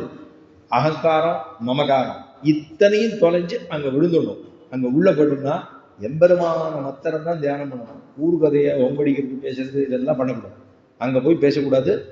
அவ்விடத்துல போயிட்டோம்னா 8 அங்கங்களும் விழும்படியாக கீழே விழுந்து சேவிக்க வேண்டும். அந்த இடத்துல அதான் நமஸ்காரம் பண்றது. அடுத்து சொன்னா பிரதட்சணம் பண்றது. பெருமாளை பிரதட்சணம் பண்ணணும்னா எப்படி பண்ணணுமா? ஒரு கர்ப்பிணி, பூரண கர்ப்பிணியா ஒத்துக்கா, அவ சன்னிதிக்கு போகும். ஏன்னா சுலபமா அப்படியே நம்ம ஆகணும், பிரசவம் ஆகணுங்கிறதுக்காக எல்லா காரியங்களும் பண்ணுவோம். பெருமாள் சன்னிதி பக்தனாக பிறக்க வேண்டும். எல்லா தாயாரும் என்ன நினைக்கிறாங்க? கர்ப்பவாசத்துல குழந்தை இருக்கும்போது அந்த குழந்தை ஒரு பக்தனாக பிறக்க வேண்டும் தானே எல்லாரும் ஆசைப்படுறாங்க. எல்லாரும் அந்த தாயார் கர்ப்பிணியா இருக்கிற போது என் பிள்ளை பெரியவனா வரணும், அப்படியே அந்த மாதிரி இருக்கணும், இந்த மாதிரி இருக்கணும் யாருமே நினைக்கிறது இல்லை. பக்தனா இருக்கணும்னு தான் முதல்ல நினைக்கிறாங்க. பக்த பிரகலாதன் அவனுக்கு அப்படித்தான் பேரு. நாரதர் பூரா கதை பூரா சொன்னது பூரா பகவானுடைய கதைகளை சொல்லித்தான் கர்ப்பமே கேட்டுட்டு இருந்தது. 5 மாசத்துக்கு மேற்கொண்டு, பொதுவா 5 மாசத்துக்கு மேற்கொண்டு தான் அதுக்கு புத்தி எல்லாம் வளரும். அப்ப என்ன பண்ணுவாங்கன்னா, பொதுவா வைதிகர்களாக இருக்கிற போது அந்த அந்த கர்ப்பிணி பெண்ணை அமர்த்தி வைத்துக் கொண்டு பாசுரங்கள் சேவிக்கிறது, பாகவதத்தை சேவிக்கிறது, இதெல்லாம் கிரியைகள்லாம் உண்டு. வைதிகமாக இருக்கக்கூடிய குடும்பங்கள்ல இன்னைக்கு இருக்கு. அது அந்த கர்ப்பிணி பெண்ணை உட்காந்து வச்சு அவளுக்கு அத்தனையும் சொல்லணும். அந்த குழந்தையும் கேட்கும், சேர்த்து கேட்கும். ஏன்னா 5 மாசத்துக்கு அப்புறம் தான் அதுக்கு மூளையே வளரும். அதெல்லாம் கேட்கறதுக்கு அப்ப அவளுக்கு ஒரு பிராப்தமாகும். எதற்காக சொல்றோம்? அப்ப பிரதட்சணம் பண்ணுவது, ஒரு கர்ப்பிணி பெண் நடந்து வந்தா எப்படி பிரதட்சணம் பண்ணணுமோ அந்த மாதிரி நடக்கணும். விறு நடக்கூடாது. நான் வாக்கிங் போறது இங்க வந்து 2 in 1 ஆயிடுதுன்னு நினைச்சிட்டு போகக்கூடாது. அப்படி பண்ணக்கூடாது. சந்நிதிக்கு போறதுக்குங்கிறது நமக்கு ஒரு தனி விதம். அந்த பகவானுக்கு, என்னை படைத்தவனுக்கு நான் ஒரு அரை மணி நாடி ஒரு நாள்ல 24 hours இருக்கு. அந்த 24 hours ஒரு அரை மணி நேரம் என்னாலே கொடுக்க முடியவில்லை என்னை படைத்தவனுக்கு அப்படின்னு சொன்னா வேற என்ன செஞ்சிட போறோம்? ஒண்ணுமே இல்லை. அப்ப அதுதான் நம்ம செய்ய வேண்டும். பகவானை பூஜனை பண்ணுவதற்கு சிந்தனை அங்க மட்டும் இருக்கணும். அதைத்தான் சொல்றா, என்னை தியானிப்பவன் ஆருத்தனா பக்தியா அனன்யா சக்தா அகமேவும் விதோர்ஜுன ஞாதும் திரட்டும் தத்தேன பிரவேஷ்டஞ்ச பரத்தபான்னு கண்ணன் கீதையிலே பக்தியாது அனன்யா சக்தியா, பக்தி ஒன்றினாலேயே என்னை வந்து சேர முடியும் அப்படின்னு திட்டவட்டமா சொல்றாருங்க. அவ்வளவு தூரம் இருக்கேன்னா நாம் பிரதட்சணம் பண்ணுவது நிதானமா. ஒண்ணு பண்ணாலும் போறோம். பெருமாளுக்கு 4 பாம் பண்ணணும், ரெட்டப்படையில பண்ணணும், ஒத்தப்படையில, எதுவும் இப்படிலாம் சாஸ்திரங்கள்ல சொல்லவே சொல்லாது. இதெல்லாம் தான் நம்மளை மூட நம்பிக்கைன்னு சொல்லி நம்ம மேல தகவல் வச்சுடுறான். அதாவது இப்படித்தான் பண்ணணும், அப்படித்தான் பண்ணணும். நம்ம இடத்துல ஒரு வழக்கம் இருக்கலாம், ஆனால் இதுதான் ரூல் அப்படிங்கிறது. பெருமாளை பிரதட்சணம் பண்ணனா சரி, பெருமாள் எவ்வளவு வசந்தவர், அதுதான் கீழே ஒரு நாள் சொன்னேன். பெருமாள் எவ்வளவு வசந்தவர், அவருக்கு என்ன நான் பண்ணினா அவரை நான் சந்தோஷமா வச்சுக்க முடியும். இப்போ பெரியவர் பிரதான மந்திரியை இங்கே வரான்னு சொன்னார். அவருக்கு நான் ஏதோ ஒன்று கொடுக்கணும், கொடுக்குறேன். அவர் எது கொடுத்தா சந்தோஷப்பட்டுருவார் நமக்கு தெரியாது. அவருக்கு எது பிடிக்குங்கிறது நமக்கு எப்படி தெரியும்? அவர் ரொம்ப உயர்ந்தவர். அவருக்கு நான் கொடுக்கணும்னா எது கொடுத்தாலுமே அவரை நான் சந்தோஷப்படுத்த முடியாது. பகவான் என்பவர் வேதமும் உபனிஷத்துக்களும் சொல்லுது, எம்பெருமானுடைய குணங்களை அளக்க முடியாதுன்னு சொல்லுது. அவர் இத்தினூண்டு கொடுத்தாலும், ஒரு குச்சேலவர் பெருமாளுக்கு என்ன கொடுத்தார்? குச்சேலவர் கொடுத்தது இத்தினூண்டு அவல் படி, அவலை போய் அதுவும் இரவல் வாங்கிட்டு போய் கொடுத்தார். பெருமாளுக்கு ரொம்ப இனிதாக இருக்கக்கூடியது தெரிஞ்சது கொடுத்தார். அப்ப முதல் வாய் எடுத்து வாயில போட்டார், ரெண்டாவது வாயில போட்டுக்கும் போதே ருக்மிணி தடுத்துட்டா போதும். அப்படின்னா அங்க பூரா அவர்களுக்கு செல்வம் கொடித்தது. குச்சேலவருடைய சரித்திரம் பார்க்கறது. சரி, விதுரன் என்ன கொடுத்தார்? விதுரன் கொடுத்தாருன்னா, விதுரன் வந்தபோது அவர் வீட்டுக்கு வாசல்ல எங்க உட்கார்றதுன்னு தெரியல, பதறார். கண்ணன் வந்துட்டார். அந்த இடத்துல சொல்லும் போது விதுரன் விதுராண்ணாணி பூஜே பகு சுச்சீனி குணவந்திச்ச, ரொம்ப குணவானாக இருக்கக்கூடியதான விதுரன். விதுரனை மகாமதின்னு வேதவியாசர் கொண்டாடுகிறார். அவர் துரியோதனை சொல்றான், என் வீட்டுக்கு வரல, பீஷ்மாச்சாரியர் வீட்டுக்கு போல, ஒரு தாழ்ந்தவனுடைய வீட்டுக்கு சென்றாயா அப்படின்னு கேட்கிறார். அவர் பார்த்து என்ன கேட்கிறார்? புக்தம் பிரஷலபோஷன, அண்ணா நீ யார் வீட்டுக்கு வந்த? என் வீட்டுக்கு வந்தியா? பீஷ்மர் வீட்டுக்கு போனியா? துரோணாச்சாரியர் வீட்டுக்கு போனியா? யார் வீட்டுக்கு போனேன்? ஒண்ணுமில்லாதவன் ஒருத்தன் தாழ்ந்தவனுடைய வீட்டுக்கு போனேன்னா அது ஏன் இஷ்டம், நான் போவேன், எங்க வேணா போவேன், நீ யாரு கேட்கறதுக்கு? அவர் அங்க போனார், உட்கார்ந்தார். அவரு தோலை கொடுத்தார். தோலை கொடுத்தா தோலை சாப்பிட்டுட்டார், பழத்தை தூக்கி தொட்டியில போட்டார். கடைசியில இவருக்கு வருத்தமே வந்துருது, ஐயா நான் உனக்கு இந்த மாதிரி பண்ணிட்டேனே, இதெல்லாம் தப்பா எடுத்து, இந்தா உனக்கு பழத்தை கொடுக்குறேன்னு கொடுத்தார். நன்னா சுஸ்வாது, வயிறு ரொம்ப படுத்து போறோம். இனிமே நீ இது பழம் கொடுக்கறதுனாலேயும் என்னுடைய வயிறு ரொம்ப போறது கிடையாது, தோல் கொடுத்ததுனாலையும் வயிறு ரொம்ப போற. என்னை என்ன செய்து பிரீத்தி அடையலாம்னா, இவன் படுகிறானோ அந்த பகவானுக்கு பண்ணணும்னு ஆசைப்பட்டு பண்றான். அதெல்லாம் பகவானுக்கு பண்ணணும், இந்த மாதிரி மாலை வாங்கணும், இந்த மாதிரி பெருமாளுக்கு வஸ்திரம் சாத்தணும், இந்த மாதிரி பூஜை பண்ணணும், இந்த மாதிரி தண்ணி கொண்டு வரணும், இந்த மாதிரி பெரிய கனவு ஒண்ணு பண்ணலாம். பெருமாளுக்கு பட்டத்துக்கு தீர்த்தம் எடுக்கணும், அது பண்ணலாம், அது மாதிரி பண்ணணும். உற்சவம் இப்படி நடத்தணும், கும்பாபிஷேகம் இப்படி நடத்தணும், ஆழத்தோரணை, இதெல்லாம் பகவானுக்கு பண்ணணும்னு ஆத்மார்த்தமாக நினைக்கிறாங்க. அதுலதான் அவர் உகந்து போறாரு. இருக்கிற இவன் கொடுக்கிற பெரிய பழம், பலாப்பழம் கொடுத்தாலும் அவ்வளவுதான், திருண்டு நாவப்பழம் கொடுத்தா ரொம்ப ஆனந்தம். அப்ப பகவான் பண்ணுகிற பக்தியிலே ஆனந்தப்படுகிறானே தவிர, இவனுடைய உள்ளன்பிலே ஆனந்தப்படுகிறானே தவிர அவன் கொடுக்கறதுல இல்லை. அதான் இங்க என்ன சொன்னா, பிரதட்சணம் பண்றது நிதானமாக பண்ண வேண்டும். தரிசனம் பண்ணுவது, அதே போல நமஸ்காரம் பண்ணுவது, அதே போல பிரதட்சணம் பண்ணுவதெல்லாம் ஜன்ம சாபல்யத்தை கொடுக்கும். இந்த 3 தர்மங்களாலும் மனுஷன் என்னுடைய சாயுஜ்யத்தையே அடைகிறான், என்னோட சாயுஜ்யத்தை அடைகிறான், ஸ்ரீவைகுண்ட பாப்பத்தை அடைகிறான். என்ன சொல்றான்? இம்மூன்றிலும் பிரதட்சணம் ரொம்ப சிறந்தது. பிரதட்சணம் பண்ணணும், பகவானுடைய திருநாமங்களை சொல்லிலேயே பிரதட்சணம் பண்ணணும். என்னிடத்தில் பக்தி உள்ளவனுக்கு 7 ஜன்மமாக தர்மம் செய்பவனுக்கும் தான் பிரதட்சணம் செய்யும் பாக்கியம் கிடைக்கும். 7 ஜென்மத்துக்கு என் மேல பக்தி பண்ணியிருந்தாதான் அவனுக்கு பிரதட்சணம் பண்றதுக்கே பாக்கியம் கிடைக்குங்கிறாரு. அப்பன்னா அவ்வளவு வசதி. அதுக்கு மேல என்னிடம் பக்தி ஸ்ரத்தைகளோடு அடிமேல் அடி வைத்து கைகள் அசையாமல் வாயால் சோத்திரமும் மனத்தால் தியானமுமான இந்த சதுரங்க பிரதட்சணத்தை தினந்தோறும் 108 அல்லது 24 தடவை எவன் செய்கிறானோ அவன் என்னுடைய சின்னங்களால் அலங்கரிக்கப்பட்டு, என்ன சொன்னேன், இந்த என் பக்தியை ஸ்ரத்தைகளோடு அடிமேல் அடி வைக்கணும், மெதுவா வைக்கணும். வச்சுட்டு கைகள் அசையாமல் அப்படி கை கூப்பிறதா இருக்கணும், அப்படியே போகணும். வாயால என்னை பத்தியே சேவிக்கணும், மனதால தியானம் பண்ணணும். இப்படி சதுரங்கம் 4 விதமாக, அதாவது 1 அடிமேல் அடிச்சு ஸ்ரத்தையா போறது, அடிமேல் அடி எடுத்து வைத்து கைகள் அசையாமல் வாயில வாயில சோத்திரம், மனசுல தான். இதுதான் 4 அங்கங்கள் சதுரங்கம். சதுரங்கமாக என்னை யார் ஒருத்தன் பிரதட்சணம் பண்ணுகிறானோ, அதாவது பிரதட்சணம் தினந்தோறும் 108 தடவை அல்லது 24 தடவை எவன் ஒருவன் பண்ணுகிறானோ அவன் என்னுடைய சின்னங்களாலே அலங்கரிக்கப்படுகிறான். பெருமாளுக்கு என்ன சின்னங்கள்லாம் இருக்கோ அதெல்லாம் அவன் அலங்கரிக்கப்படுகிறான். அவன் என்னுடைய சின்னங்களால் அலங்கரிக்கப்பட்டு கருட வாகனத்திலே ஏறிக்கொண்டு விக்ஷக்ஷேனர் முதலானோர் பூஜிக்கப்பட்டு, விக்ஷக்ஷேனர் சேனை முதலியார்னு மேல இருக்கார், அவராலே பூஜனை பண்ணப்பட்டு என்னுடைய லோகத்துக்கு வந்து பிரம்மானந்தத்தை அனுபவித்துக் கொண்டு என்னோடு கூடவே ஆதிசேஷன் மீது வீற்றிருப்பான். அவ்வளவு பெரும் பிரதட்சணம் பண்ணா, இந்த ஸ்ரீரங்க விமானத்தை பண்ணா பெருமாளோட. ஏன்னா மேலே போகும்போது சங்கு சக்கரம் வந்துடும், அதுதான் சின்னங்கள்னு சொன்னார். அதுக்கப்புறம் ஆதிசேஷன் மீது படி எடுத்து தம்பாதேன அத்தியாரோகத்தின்னு இந்த முக்தனானவன் பகவானுடைய அந்த ஆதிசேஷ பீடத்துல காலை வச்சு மேலே ஏறான். பெருமாளோட தொடையில போய் ஏறி உட்காந்துக்கிறான்.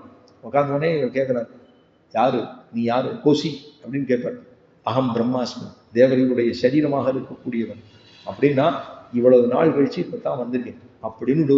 அப்படின்னா இவ்வளவு நாள் கழிச்சுன்னா என்ன, சம்சார மண்டலத்துல ரொம்ப எத்தனை ஜென்மா எடுத்திருக்குமோ தெரியாதுன்னு. இது ஒரு ஜென்மா இப்ப இருக்கும், இதுக்கு முன்னாடி எத்தனை ஜென்மா எடுத்தோம் நமக்கு தெரியாது. அதனால அதெல்லாம் நம்ம போன ஜென்மாவில் என்னவா இருந்ததுனால நம்ம அதெல்லாம் பார்க்கறதுக்குலாம் போகக்கூடாது. அதெல்லாம் நம்ம பார்த்தோம்னா இதை விட இன்னும் கேவலமாக இருந்தாலும் நமக்கு அது காலம்பரை இருந்தோடனே அதுதான் ஞாபகம் வரும். அதனால அதெல்லாம் பண்ணக்கூடாது, போனதை விட்டுருந்தோம். இப்ப இருக்கிறதுக்கு இதுக்கு மேல என்ன பண்ணணும்? பகவான் நமக்கு நல்ல பிறவி கொடுத்துருக்கார், நல்ல கை கால்கள் கொடுத்துருக்கார், வீட்டுல மனை மனாட்டி எல்லாரையும் கொடுத்துருக்கார், குழந்தைகள் பேரன் பேத்தி அத்தனையும் கொடுத்துருக்கார், செல்வம் கொடுத்துருக்கார், சொத்து கொடுத்துருக்கார். நமக்கு வீட்டுக்கு போனா அடுத்த வேலை சோறு இல்லைன்னு யாருக்கும் கிடையாது, இல்லை எல்லாருக்கும் இருக்கு. இல்லை அந்த வீதியில் இருக்கிறவர்களுக்கு தான் கஷ்டமே தவிர அவர்களுக்கு எப்படி நம்மாலே முடிந்த தர்மத்தை செய்ய முடியும்? செய்து கொண்டிருக்கிறோம். இவ்வளவுதான். இப்படி இருக்கிற போது நான் எம்பெருமானை போய் சேரணும்னு நமக்கு ஆசை ஏற்படுமே தவிர வேற ஒன்றும் நமக்கு பெருசா ஆசை வந்துடக்கூடாது. எதுக்காக சொல்ல வந்து, அனுபவித்துக் கொண்டு ஆதிசேஷன் மீது இருப்பான். இவ்வளவு இருக்கு. என் விமானத்தை ஒரு தரம் அல்லது 2 தரம் பிரதட்சணம் செய்பவன் எல்லா லோகங்களையும் பிரதட்சணம் செய்வதாக அடைவிக்கப்படுகிறான். என்னோட விமானத்தை பண்ணா எல்லா லோகத்தையும் பிரதட்சணம் பண்ணுவான் அப்படின்னு அந்த பெருமையை சொல்லுகிறார். மேலே சொல்றார், 12 தரம் என் விமானத்தை பிரதட்சணம் செய்பவன் செய்விக்கிறவன். 12 தடவை பிரதட்சணம் பண்ணாலும் சரி, செய்வித்தாலும் சரி, ஐயா 12 தடவை போய் சேவி அப்படின்னு சொன்னாலும் சரி, சேவித்தாலும் சரி, இருவரும் துவாதசாட்சர மந்திரத்தை 1,00,000 தடவை ஜபித்ததனுடைய பலன். துவாதசாட்சரம்னா ஓம் நமோ பகவதே வாசுதேவாயங்கிறது 12 எழுத்துக்கு துவாதச அக்ஷரம். துவாதசம்னா நாளைக்கு துவாதசி அப்படின்னா 12 கணக்கு. ஏகாதசி இன்னைக்கு 11, நாளைக்கு துவாதசி. துவாதசாட்சரம்னா 12 அக்ஷரங்களை கொண்டதான ஓம் நமோ பகவதே வாசுதேவாய அப்படிங்கிற திருநாமம். அதை சொல்லுவதற்கு பலமாக போதும். 24 தரம் ரங்க விமானத்தை பிரதட்சணம் செய்தான். காயத்ரியை கோடி தடவை ஜபம் செய்த பலனை பெறுவான். காயத்ரி மந்திரம் கோடி ஜபம் பண்ணதுக்கு சமமா அந்த ரங்க விமானத்தை போய் 24 தடவை பிரதட்சணம் பண்ணாங்க. 108 தரம் ரங்க விமானத்தை பிரதட்சணம் செய்கிறவனும் சேவிக்கிறவனும் என்னுடைய அம்சத்தை பெறுவார்கள். 108 தரம்னா என்னோட அம்சத்தை பெறுகிறார்கள். அவர்கள் பிரம்மவாதிகளாலும் பூஜிக்கத்தக்கவர்கள். பிரம்மாவே நம்மளை பூஜிப்பான். அந்த அளவுக்கு பெருமை இவனுக்கு. ஏன்னா ஸ்ரீரங்க விமானத்தை இருக்கா சேவிச்சிருக்கானோ இல்லையோ, அதனால அத்தனை தூரம் பெருமை. தினந்தோறும் 108 அல்லது 24 தரம் என் விமானத்தை பிரதட்சணம் செய்கிறவனுக்கும் சேவிக்கிறவனுக்கும் என்னுடைய லீலா விபூதி நித்திய விபூதி இந்த 2 ராஜ்யங்களை கொடுத்தாலும் எனக்கு திருப்தி இராது.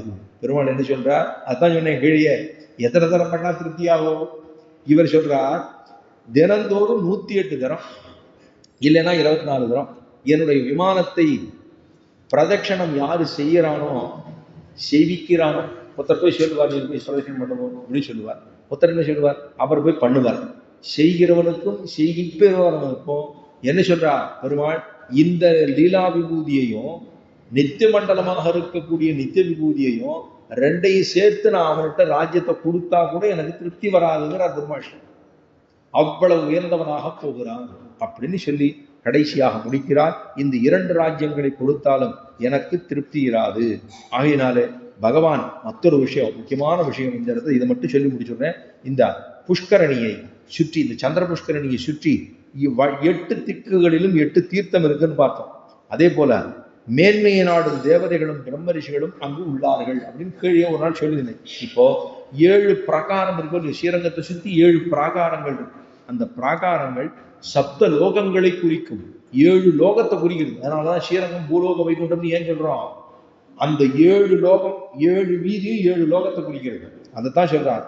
பூஹு புவஹா என்னும் வியாகிருதிகளாக இருக்கக்கூடிய சப்த லோகங்களே சப்த பிராகாரங்கள். திருவரங்கத்தில் இருக்கக்கூடிய 7 பிராகாரங்கள் தர்மவர்மா திருச்சுத்து, ராசமகேந்திரன் திருச்சுத்து, குலசேகரன் திருச்சுத்து, ஆதிநாடன் திருச்சுத்து, அகலங்கன் திருச்சுத்து, திரிவிக்ரமன் திருச்சுத்து, கலிவராமன் திருச்சுத்து. 7 பிராகாரத்துக்குள்ளதான் பெருமாள் சாணி சென்றுக்கார். இது ஒன்னொன்னும் ஒவ்வொரு லோகத்தை போல. அதைத்தான் இங்க சொல்றார். காயத்ரி முதலான சப்த சந்தசுகளும் சப்த பிராகாரத்துக்கு உட்பட்ட வீதிகளாகும். அதுதான் சொல்றார்.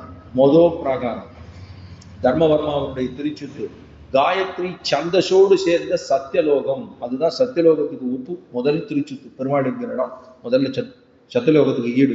அதுக்கப்புறம் இரண்டாவது உஷ்ணிக்கு. இந்த வேதத்தில் இருக்கக்கூடியது காயத்ரி, சந்தகா, உஷ்ணிகு, பிரகது, பங்கி, அனுட்டுகு, ஜகதி அப்படின்னு திருஷ்டுன்னு இதெல்லாம் நம்ம சந்தியாவதனாதிகள் பண்ணும்போது இதுல இவ்வளவுலாம் இருக்குன்னு சொல்லுவோம். ஒவ்வொரு லோகத்தை சொல்றது. ஆஹா, இவ்விடத்திலே முதல் பிராகாரமானது சத்தியலோகத்தை குறிக்கும்.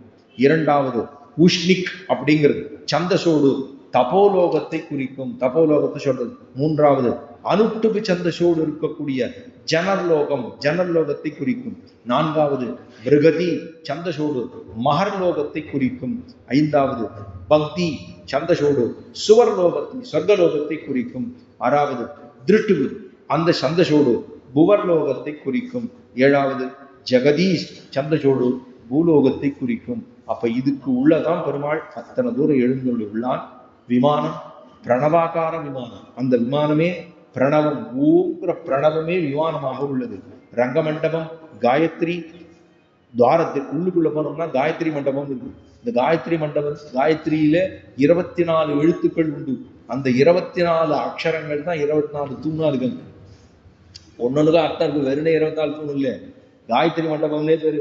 பெருமாளும் இப்படி செவ்வக வடிவில் இருக்கும். உள்ளுக்குள்ள போனோம்னா பெருமாள், அதுக்கு முன்னாடி காயத்ரி மண்டபம், அதுக்கு போயிட்டோம்னா பெருமாள் உள்ளுக்குள்ள மூலஸ்தானம். அந்த மண்டபத்துக்கு காயத்ரி மண்டபம் என்று பேரு.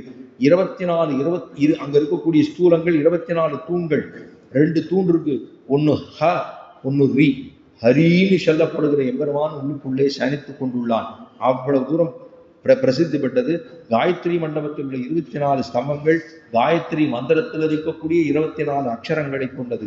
பகவானுடைய கேசவ நாராயண என்று 12ஆயும், வாசுதேவ சங்கர்ஷண என்று சொல்லப்படுகிற 12ஆயும் 24 மூர்த்திகள் அந்த ஸ்தம்பங்களிலே தேவதைகளாக இருக்கிறார்கள். 24 மூர்த்திகள் அந்த ஸ்தம்பத்தில் இருக்கா. இவ்வளவு தூரம் பெருமை இருக்கக்கூடிய ரங்க கஷேத்திரம் இருக்கே, அது பிரம்மாவனுடைய பிரம்ம சரீரம் என்றே கொள்ளப்படுகிறது.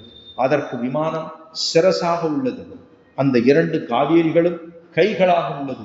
8 தீர்த்தங்களும் கால்களாக உள்ளது. 2 ஸ்தம்பங்களும் வாய்ப்பகுதியாக உள்ளது. சந்திரபுஷ்கரணி ஹிருதயமாக உள்ளது.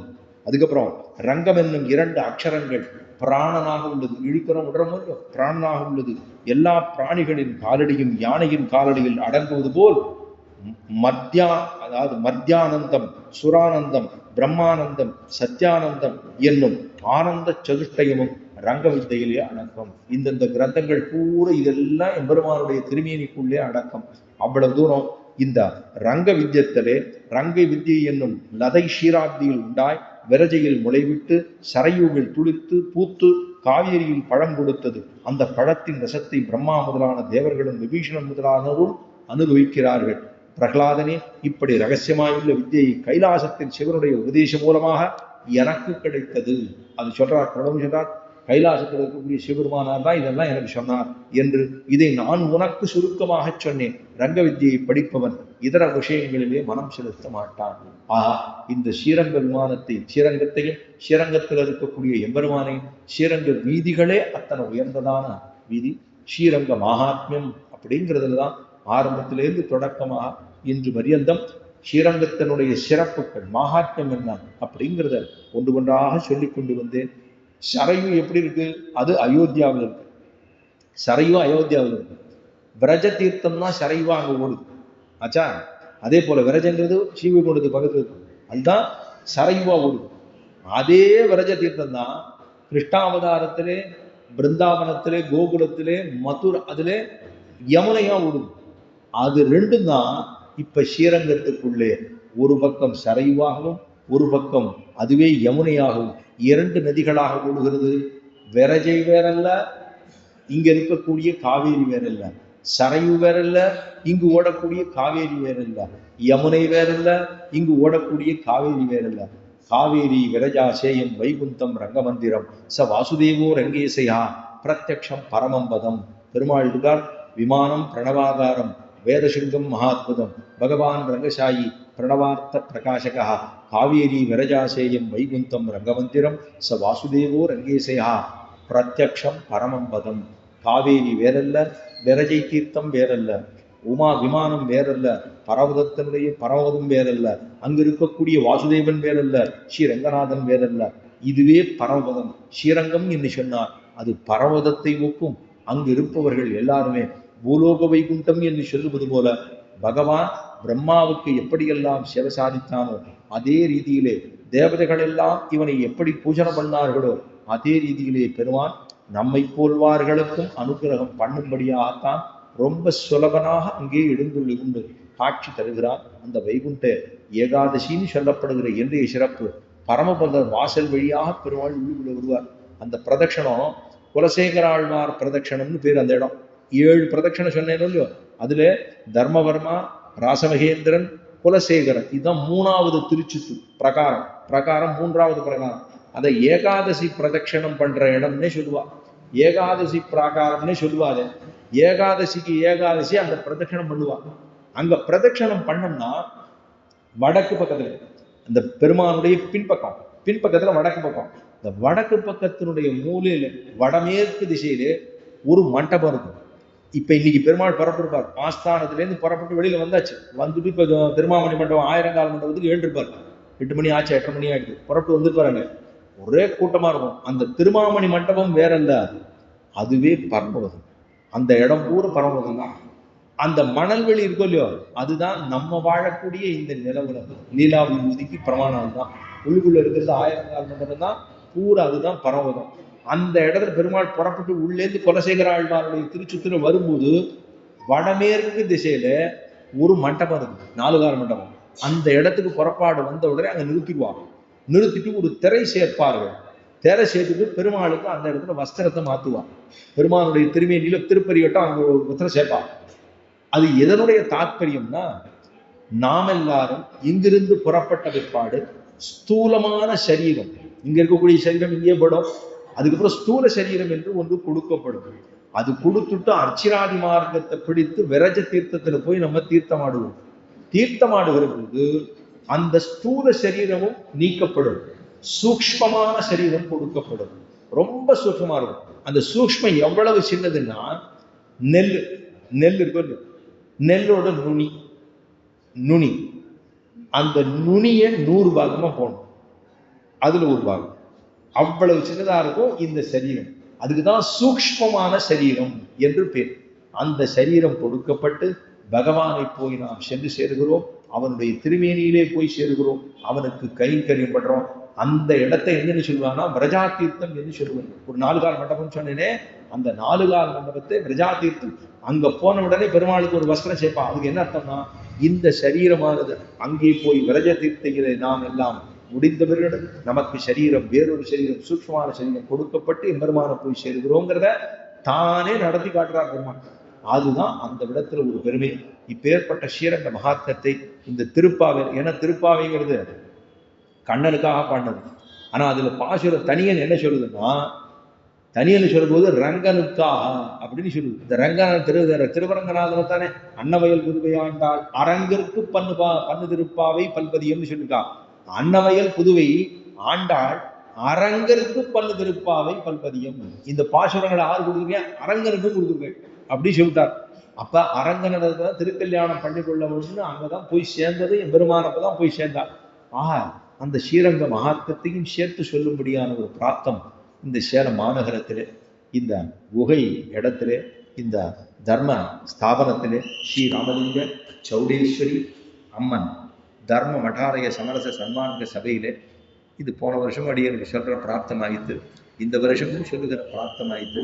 அந்த பிராப்தத்தை கொடுத்ததான தலைவர் என்ன, பொருளாளர் என்ன, அனைத்து இங்க இருக்கக்கூடிய நிர்வாகிகள் அத்தனை பேருடைய திருவடிகளுக்கும் பல்லாண்டு பல்லாண்டு பல்லாண்டுன்னு அவர்களுடைய குடும்பத்துக்கும் குடும்பத்துடைய க்ஷேமலாபங்களுக்கும் எம்பெருமானுடைய திருவடிகளிலே பிரார்த்தித்துக் கொள்வோம். இங்கே வந்திருந்து கேட்டார் பக்த கோடிகள் அத்தனை பேருடைய திருவடிகளுக்கும் பல்லாண்டு பாடிக்கொள்கிறேன். இவ்வளவு சமிருத்தியா வந்து இத்தனை பேர் உட்கார்ந்து அடியேன் சொல்லுகிற இந்த வார்த்தைகளையும் கேட்டார்கள் அப்படின்னு சொல்றதே அடியேனுக்கு ஒரு அது பெருமையாக தோற்றுகிறது. அதெல்லாம் அடியனுடைய பூர்வர்கள் பெரியவர்களைத்தான் சார். நம்மை கொண்டு ஒரு விஷயம் நடத்துறதுன்னு முடியாது. பெரியவர்களுடைய திருவடி பலத்தால தான் அது நடக்கிறது. அதாவது ஆளவந்தாருங்கிற ஆச்சாரியன் அவர் சொல்றார், யாமுனாச்சாரியர்னு அவருக்கு திருநாமம். அவர் நாதமுனிகளுடைய பேரன். அவர் சொல்றார், பெருமாள் இடத்துல பிரார்த்திக்கிறார், ஆள வந்தார்னு யாமுனாச்சாரியர்னு பெருமாளே நீ என்னை பார்த்தேன்னா எனக்கு நீ அனுகிரகம் பண்ண முடியாது. ஆனா நாதமொழிகளுடைய பேரன்னு என்னை பார்த்தாயானா உம்மாலே அனுகிரகம் பண்ணாமல் இருக்க முடியாது. அப்பனா நாம் வாழ்கிற வாழ்ச்சின்னு சொன்னா அது நம்மாலே அல்ல, நம்முடைய பெரியவர்களாலே. அதனால அகிருத்திமத்த சரணாரவிந்த பிரேம பிரகர்ஷாவதி ஆத்மபந்தம் பிதாமகம் நாதமுனிம் விலோக்கியம் பிரச்சீதமத்கிருத்தம் அச்சிந்தகித்வான்னு ஆளவந்தார் சொன்னார். அதே போலத்தான் அடியேன்னு இந்த கோட்டியில சொல்லுகிறேன். நாம் சொன்னோம் அப்படிங்கிறதுனா நாம் சொன்னோம் என்பதல்ல, நம் பெரியவர்கள் மூலமாக அவர்கள் சொல்ல கேட்டு கேட்டு சொல்லு கேட்டு சொல்லி இப்படியே வளர்ந்துதான் சீவிட்டவ சம்பிரதாயமே.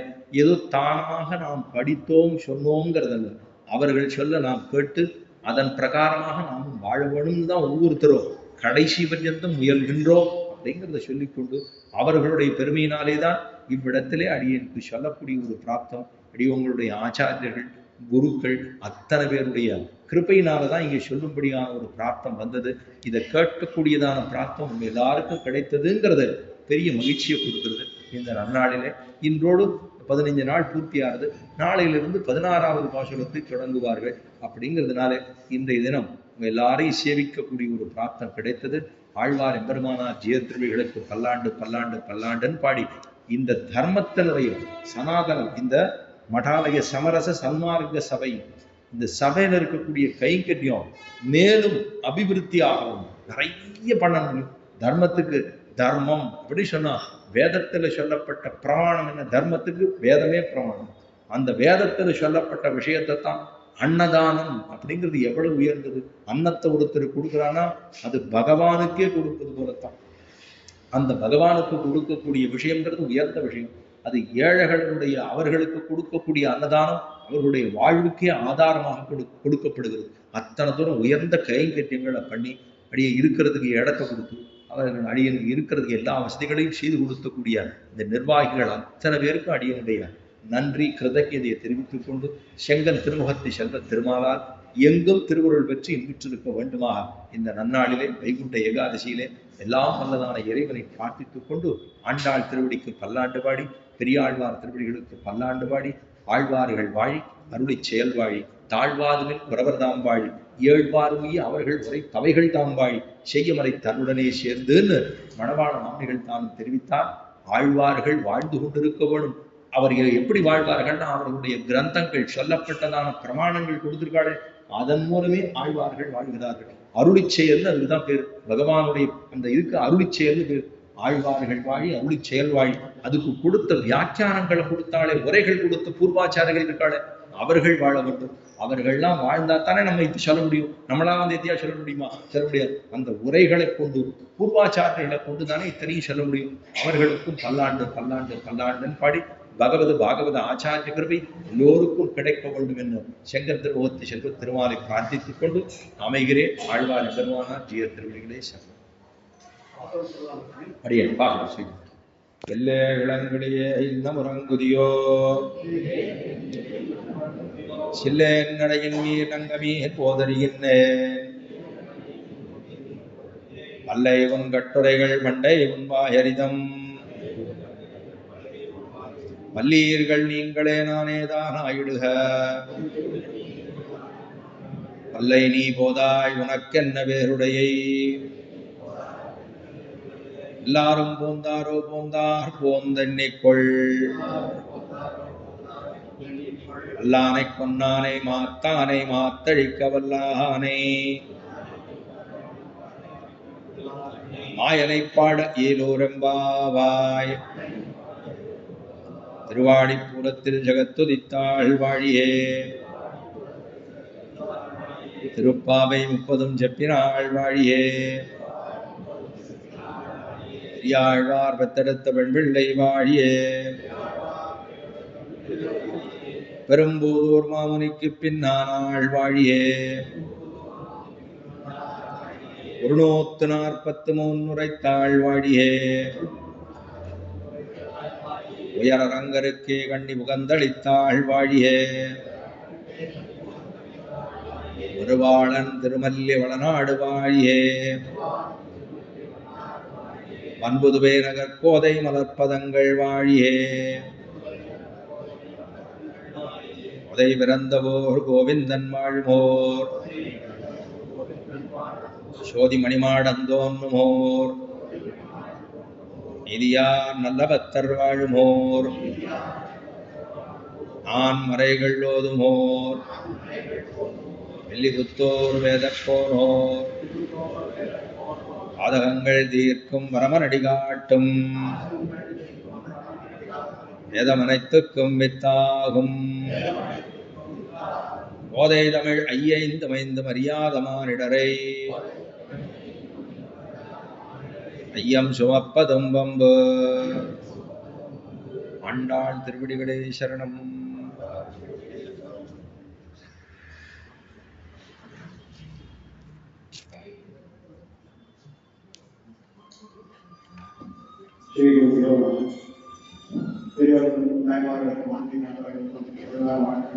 நமது ராமலிங்க சோதனை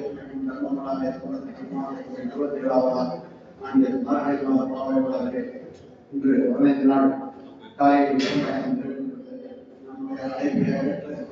எங்களோடு சிரமம் காணாமல் நமக்கெல்லாம் நல்ல விதத்தில் பல விஷயங்களை உதவித்த ஒரு வரலாறு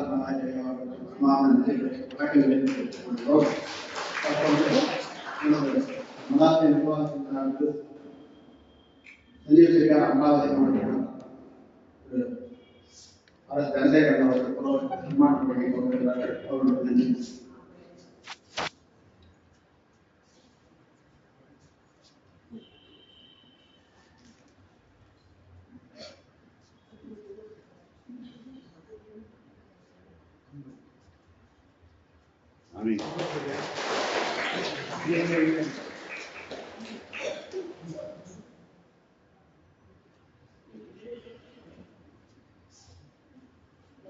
அடுத்ததாக நமது சனாதன நிர்வாகத்தினரை சன்மான வசந்தம் வழங்கி கொண்டிருக்கிறோம்.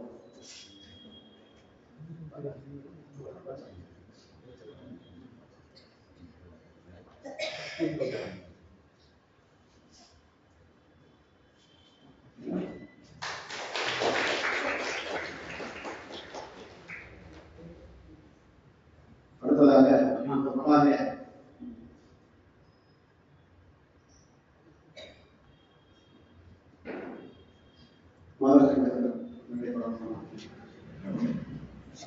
மாதசங்கத்தினர் புலாவர்கள் நன்றிகளை வழங்குகிறோம்.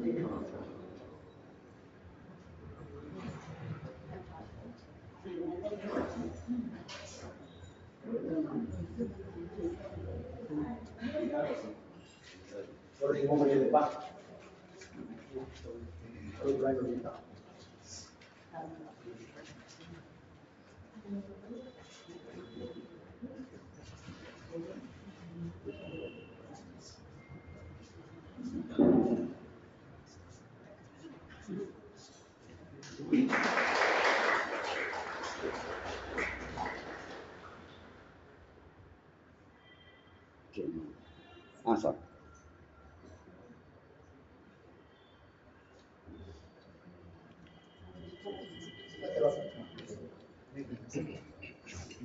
அழ்வார் பெருமானார்